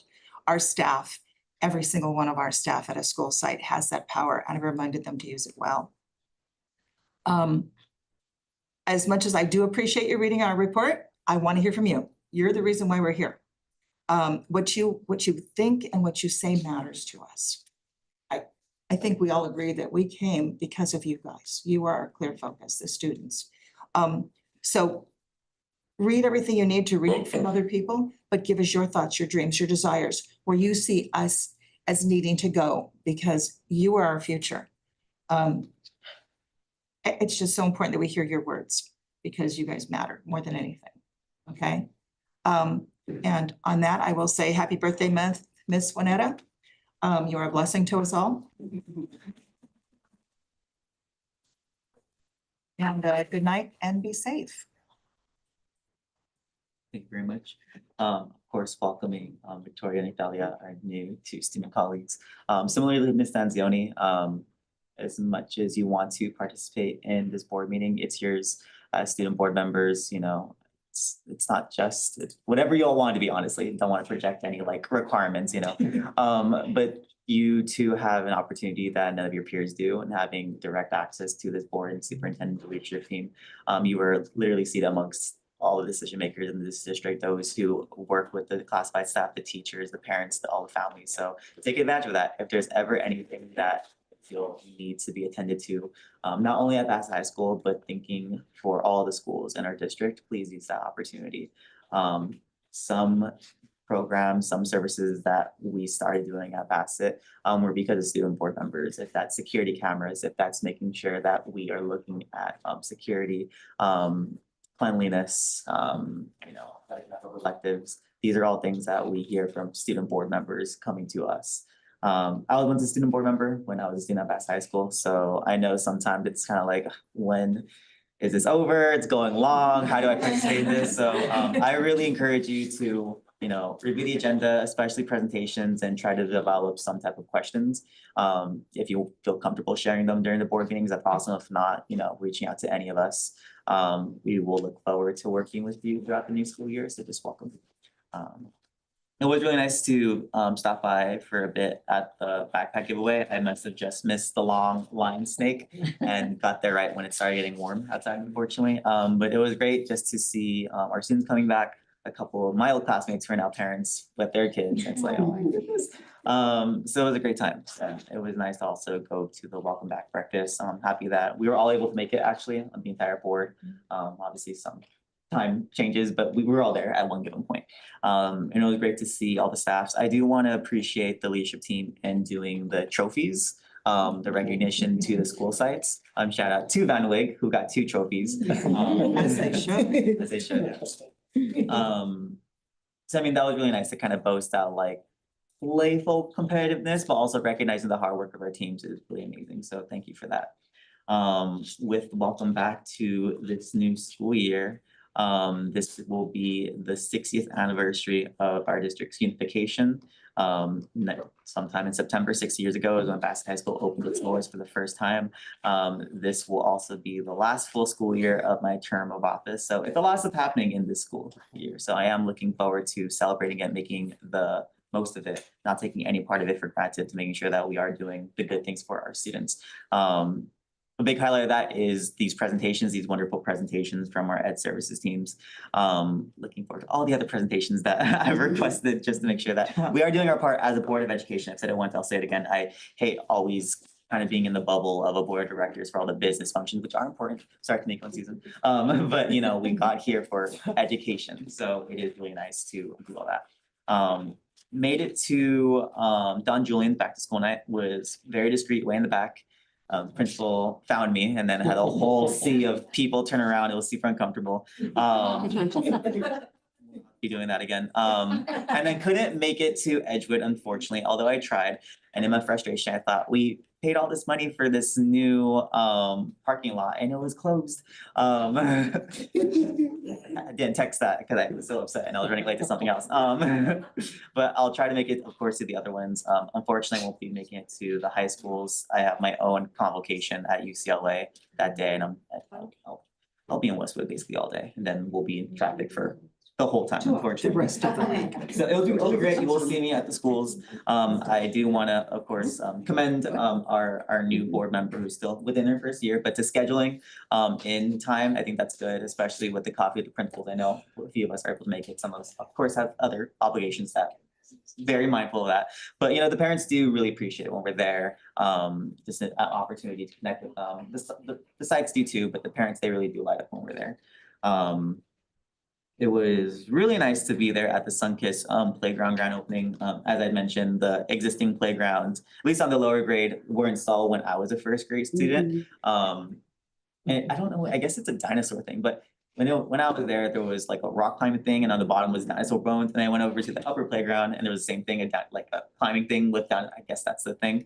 But it was super nice. It was lovely. Wasn't able to make the Van Wigs, but Sunkist, it was beautiful. So thank you to our Tigers who were here earlier this afternoon.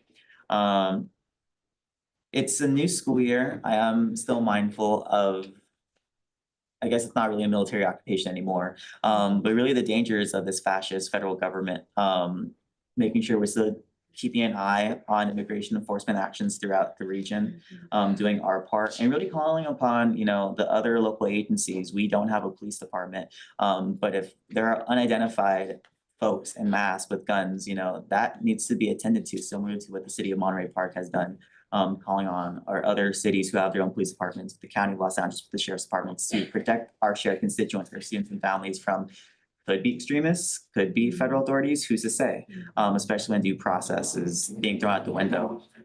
So making sure that's still in our point of view and doing whatever we can in the near future with coffee with the principals, with other opportunities to engage with the community for immigrant know your rights. Because again, it's profiling. They just see brown people and they're attacking us. They're not going off of any targeted assessment. So we have to stay focused on that. Unfortunately, I have been tasked with LATSCA, the Los Angeles County School Trustees Association, as our new parliamentarian and bylaws committee chair. So yeah, I get to be annoying not only here, but for the whole county. But we had our leadership retreat a couple weeks ago already. So there will be some forthcoming opportunities to engage with fellow trustees throughout LA County. With strategic planning, again, the presentations tonight were beautiful. Thank you very much. Keeping the eye on refining our strategic plan. We did a wonderful job at creating a 3-year strategic plan, but there's still a lot of gaps that I think we need to address. Not only on the educational side, but yes, the facility side. I think a lot of feedback we got from the community could be attended to, especially with collaboration with the city of La Puente. I know there's been a lot of conversation between potentially opening up the Bass High School field as well for track walking, doing some swim classes with our new aquatic center, opening up potentially the tennis courts, you know, expanding that to the field right behind us. So however we could engage in those opportunities, I know their leadership team is going through some transitions right now, but I think that's still an eye on the ball. So looking forward to continuing this new school year, or at least for the first couple months of it, at board present to you all, to the rest of the community here. So we have a very big agenda for closed session. So I think I will finish my comments there and we will move on to closed session. So the items we will be considering will be. Mr. President. Oh, yes. If I may, thank you so much for reiterating the projects that are ongoing, but this actually speaks to what I mentioned in my comment for community to reach out to our superintendent to get more information, whereas the perception seems to be that we don't listen for community, but we do listen, and finding ways that we can come to the table and meet halfway there. So thank you for sharing those projects that are coming. So item number 1 is public employee appointment. Item number 2 is conference with labor negotiators pursuant to Government Code Section 54957.6. Item number 3 is conference with legal counsel for potential litigation pursuant to Government Code Section 54956.9. Item number 4 is conference with legal counsel existing litigation pursuant to Government Code Section 54956.9. Item number 5 is conference with real property negotiators pursuant to Government Code Section 54956.8 of the Government Code. Item number 6 is conference with labor negotiators, Board President Aaron Cimental and Salvador Hogan Jr., General Counsel, in the matter of unrepresented employee. And item number 9 is public employee performance evaluation. There's no objection. I'd like to go into closed session at 7:28 p.m. Hearing none, we'll stand in recess.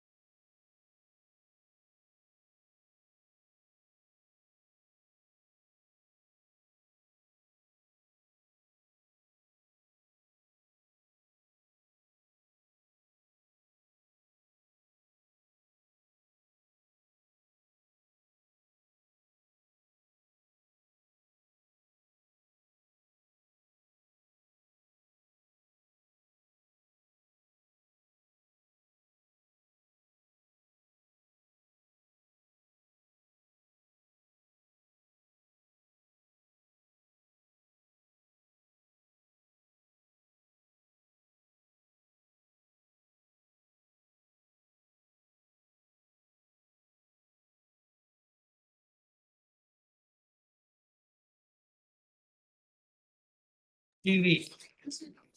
It's Tuesday Night Live. We should have like Plinko or something to keep people entertained. Alright. Good evening. We'll reconvene at a closed session at very sad hour of 10:48 PM.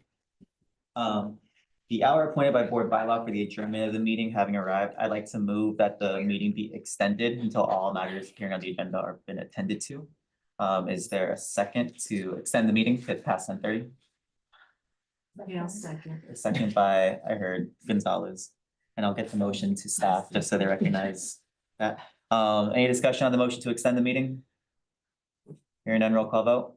Aye. Aye. Sleepily eye. Aye, let's continue. Report of action taken at a closed session, Madam Clerk. In closed session on a motion by President Aaron Cimental and a second by Board Member Dina Flores, and a vote of 5 members approved, 0 members opposed, 0 members abstained. The governing board took action to approve the appointment of Antrese Ellerby as principal middle school at Torch Middle School, effective September 2nd, 2025, pending the employment clearance process by Human Resources Services.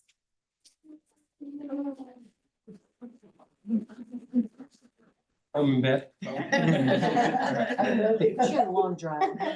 No, she's probably. Don't elaborate further. Okay, next, in closed session on a motion by President Aaron Cimental and a second by Patrice Stanzioni. And a vote of 5 members approved, 0 members opposed, 0 members abstained. The governing board took action to approve claim number 24654990001 in the amount of $32,697.50 via stipulated awards with future medical open. That is all. Thank you very much. We'll move on to discussion action items. Item number 1 is approval of resolutions. We have resolution number 003-26. My dyslexia is getting up.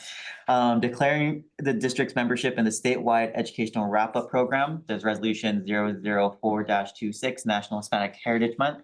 And there is resolution 00529, approval for authorization to apply for and secure grant funding from the South Coast Air Quality Management District for a lower emission school bus program.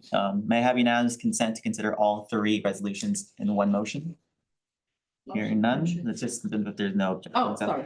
Is there a motion to approve the resolutions? Okay. Motion. I will consider a motion by Ms. Gonzalez, seconded by Ms. Rivera. Is that okay? No, it's her. Oh, I thought you said a motion too. Okay. I motioned, but she said it too. Oh, well then, At the same sorry. time. Sorry, Gonzalez, I'm gonna do Rivera and Flores then. So a motion by Ms. Rivera, seconded by Ms. Flores to approve all resolutions. Is there discussion on the motion? Huh? Is there a motion, a discussion? No? All right, roll call vote. Aye. Aye. Aye. Aye. Aye. Motion carries. Item number 2 is first reading and approval, Administrative Regulation 5117, interdistrict attendance. The superintendent recommends the Board of Education approve the first reading, waive the second reading, and approve Board Policy 5117 and Administrative Regulation 5117, interdistrict attendance. Is there a motion? So move. Is there a second? Second. Any discussion? There was a lot of changes. Yes. Sorry. Oh, gosh. I'm trying to pull it up. I wanted to give like a quick summary of what that was. While you do that, Ms. Flores, did you want to be recognized? No, I agree with her. There's Yeah. just a lot of change on there. Ms. Gonzalez? Could we get maybe a quick summary for the public interest? Sure. Yes. If you don't mind, thank you, Dr. Alvarez. He gave me the nod. So Board Policy 517 on interdistrict attendance is an interesting one because there's 2 types of interdistrict attendance policies that are proposed by Gamut. One is the school district of choice, which has strings attached and you reapply each year, and it was very popular in about 2018. And the other is the inter-district attendance that's most commonly used in school districts where students come in on permit and then they have to meet certain standards in order to remain in our attendance boundaries. So at the adoption time of our former, or of the current policy that we're considering changing, we were a district of choice in Bassett Unified. And since that time, that policy has rolled off. So it's appropriate for us to look at this again and replace it with option 2. So this is one of those policies where it's either A or it's B, and we were A and now we're looking at B. So I hope that makes, thank you. Any further discussion? Yeah, Ms. we Rivera? won't, so we won't be district of choice anymore with the new. So district of choice has some strings attached that every year you would reapply in order to be in the considered district of choice at the state level. And it's you have to apply for it each year. And what we found over the years is a lot of school districts are moving away from it because it makes your school district an open district where people can leave for any reason and they can come for any reason. And so, and then once they're in, they're yours and they can go without asking to be released. So most school districts have moved away from that because it had other implications that were not what we were hoping for when the policy was created. I think that makes more sense. So it's, I'm so Go sorry. ahead. So if you have a family, okay, so before what it was, you could apply for an inter-district transfer if there was a program at another district that our district didn't offer. Are you saying that that's still the case? Yes, that will. Or is it going, I mean. Yeah. Yes, so the ability for students to be released from a district, any district, still remains. They still have the right to ask for releases from district. However, with district of choice, traditionally there's a window where students can come in or leave without asking. They move freely. And so that window is usually right before the month of December. So in this case, students that would be leaving the district or potentially wanting to leave the district would fall under kind of what our current practice is, where they request to be released. We look and see if we can accommodate them, if we have the program they need, and we work through that process. And then if we can't meet the need, or if we can meet the need, but they still request it, wind up going to the county for appeal and through that process. We're actually doing that now because our district of choice status isn't active.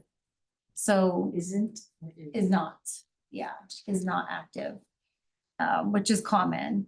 But our policy still reflects the district of choice. So district of choice is one that it can be cumbersome, and it will allow, if we were to stick with district of choice, it will allow anybody to come into the district as well, like without having any real true standards that they would need to follow once they're here. That's what I was gonna ask you. So if a student comes in, he has to follow the standards and all that, or he could be removed and sent back to his district? Or the permit to come can be revoked. Okay. And right now, the language for potentially revoking a permit is not in our policy. And it can be helpful at times. Yeah. Any further discussion? The motion is by Ms. Rivera and seconded by Ms. Gonzalez to approve, waive the second reading and approve the first reading, waive the second reading, and approve the board policy and administrative regulation. Roll call vote. I just feel that this is a lot of change, and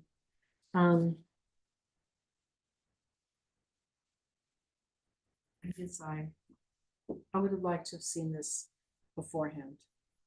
But but you got it right now. Friday. On Friday. Well, I mean, we're voting. Yes. Is that, it's an aye then? Yes. Aye. Aye, the motion carried. Item 3 is the California Commission on Teacher Credentialing Provisional Internship Permit. The superintendent recommends the Board of Education approve the submission of the provisional internship permit application to the California Commission on Teacher Credentialing, excuse me. Is there a motion? So moved. Is there a second? Second. A motion by Ms. Stanzioni, seconded by Ms. Gonzalez. Is there any discussion on the motion? Hearing none, roll call vote. Aye. Aye. Aye. Aye, the motion's carried. Item number 4, superintendent employment contract for period July 1, 2025 through June 30th, 2029. Approval is recommended for the superintendent employment contract incorporating changes as agreed upon between the district and the superintendent pursuant to section 1 term of agreement between the district and the superintendent. Is there a motion to approve? Motion. Second. Motion by Ms. Flores, seconded by Ms. Rivera. Is there any discussion on the motion? Roll call vote. Aye. Aye. Aye. Aye, motion's carried. Item number 5, Sunkist PTA donation and memorial item, buddy bench named after PTA member. The superintendent recommends the Board of Education consider approving a donation from Sunkist PTA of a buddy bench in honor of Betty Brodskin. I myself want to. Brockton, excuse me, thank you, Brockton. Thank you very much. That's sweet. I would like to begin discussion before motions. I want to commend the Sunkist PTA for the item. Reading the rationale, I think it's really sweet to think of, open bench, sit on it, make friends, at those everywhere, which is great. For me, I want to accept a donation. I am mindful of board policy, what was it, 7, what did I say again? 7310. Thank you. Yes, 7-3-10, which seems to be a bit of an impediment at the moment, because it does have some requirements of a advisory committee and a public hearing. Since it is in the codified board policies, I would like to make a motion to authorize the principal at Sunkist Elementary School to appoint an advisory committee of at least 1 student, 1 parent or family member, and 1 teacher from Sunkist. Charge that committee to consider the donation since it has an attachment of honoring a name. Have that recommendation, have a public hearing before the board, and then after the public hearing, the board could take action on this. So the effect would basically be tabling this item to next board meeting until a public hearing could be held on this advisory committee's recommendation to align with the board policy. I personally would also like to bring forward a board policy amendment next meeting to have a new procedure where if it's going to be a donation, we don't have to do a whole advisory committee. I think it's kind of a lot for a donation. I think the intent of donation isn't to have to go through all of these type of hoops. That's myself for in the future instance if we do get donations. But that would be my motion, is to have a committee be appointed, have them consider it, and then report back to the board with a public hearing. Is there a second before we have discussion? If it's here, wouldn't it have been approved already by the school? Not necessarily. I don't know if Dr. Alvarez could speak to the PTA. Yeah, thank you, Board President. I got a letter from the PTA asking for this item to be on the agenda and board room, so that's why it's brought to the board initially to take action. And if that action is to, pursuant to the board policy of establishing committee, then that's the direction we'll take. And then we'll go ahead and work with the principal, kind of expedite that, and hopefully be able to bring something back by the September 9th board meeting. And then I guess that would be a public hearing, and then at the following board meeting. Well, not Or it could be necessarily. on the same board meeting. Why not? Okay, yeah. It's not specific. Absolutely, yeah. You just do the hearing first, and then later that day, do the approval. Later on the agenda. Was there a second? I mean, there doesn't have to be. A second.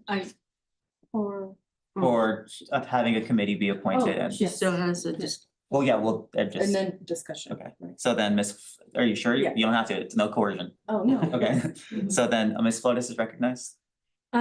So I, because of the nature of what this is and whatever not, is there a possibility that we could waive? Suspend, thank you. Suspend 7310. for this, and then you can do your suggestion to amend the policy in the next one? Or could we suspend it so that this can move forward? I think that's a competent motion. I think the board could entertain that. My only hesitancy is, I know the board has suspended norms earlier this year even. I think the difference here, though, is that those norms were norms, not necessarily codified board policies. And then opening a door that we could suspend codified board policies might be expanded elsewhere, which is the only hesitancy I have.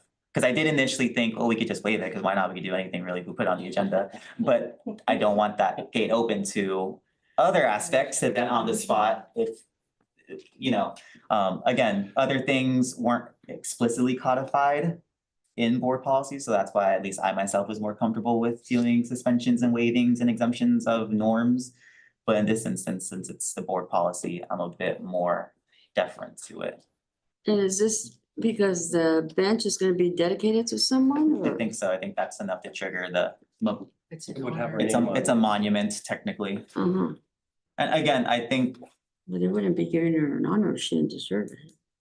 no, I agree. I just think the policy didn't account for like this type of donation in honor of someone. It doesn't really consider that. I think any amendment I would propose would exempt donations to have to go through like a whole committee process. Just because I think it's a bit awkward of like, you're already getting the kindness of a donation, having to put it I through know. another scrutiny. Remind me not to give you guys any donations Well, by when I win the then, lotto. he'll have changed it. Well, at least. Yeah, Ms. Santioni. Is she still alive?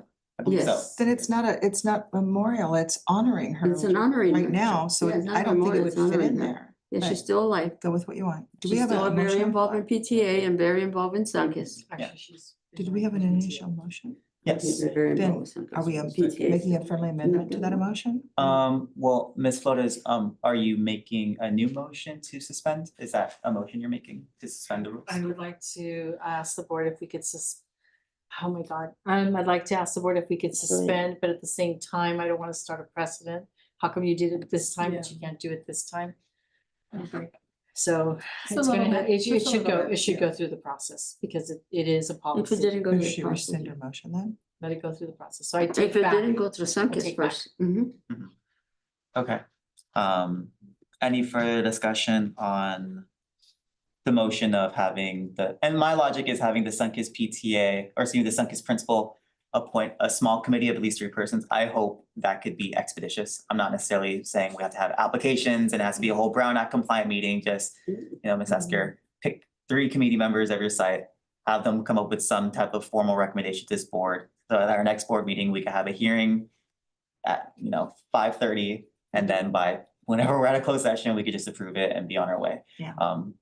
And then we comply with this requirement. Any further discussion? Right, I'll get the motion to staff tomorrow morning. Roll call vote. Aye. Yes, I don't see why Thank they you. wait. All right, the motion's carried. Consent calendar. All matters listed under the consent calendar are considered by the board to be items that will be enacted by the board in one motion. There will be no discussion of these items prior to the time the board votes on the motion unless members of the board, staff, or public request specific items to be discussed and or removed from the consent calendar. Are there any items under consent? Hearing none, is there a motion to approve the consent calendar as scheduled?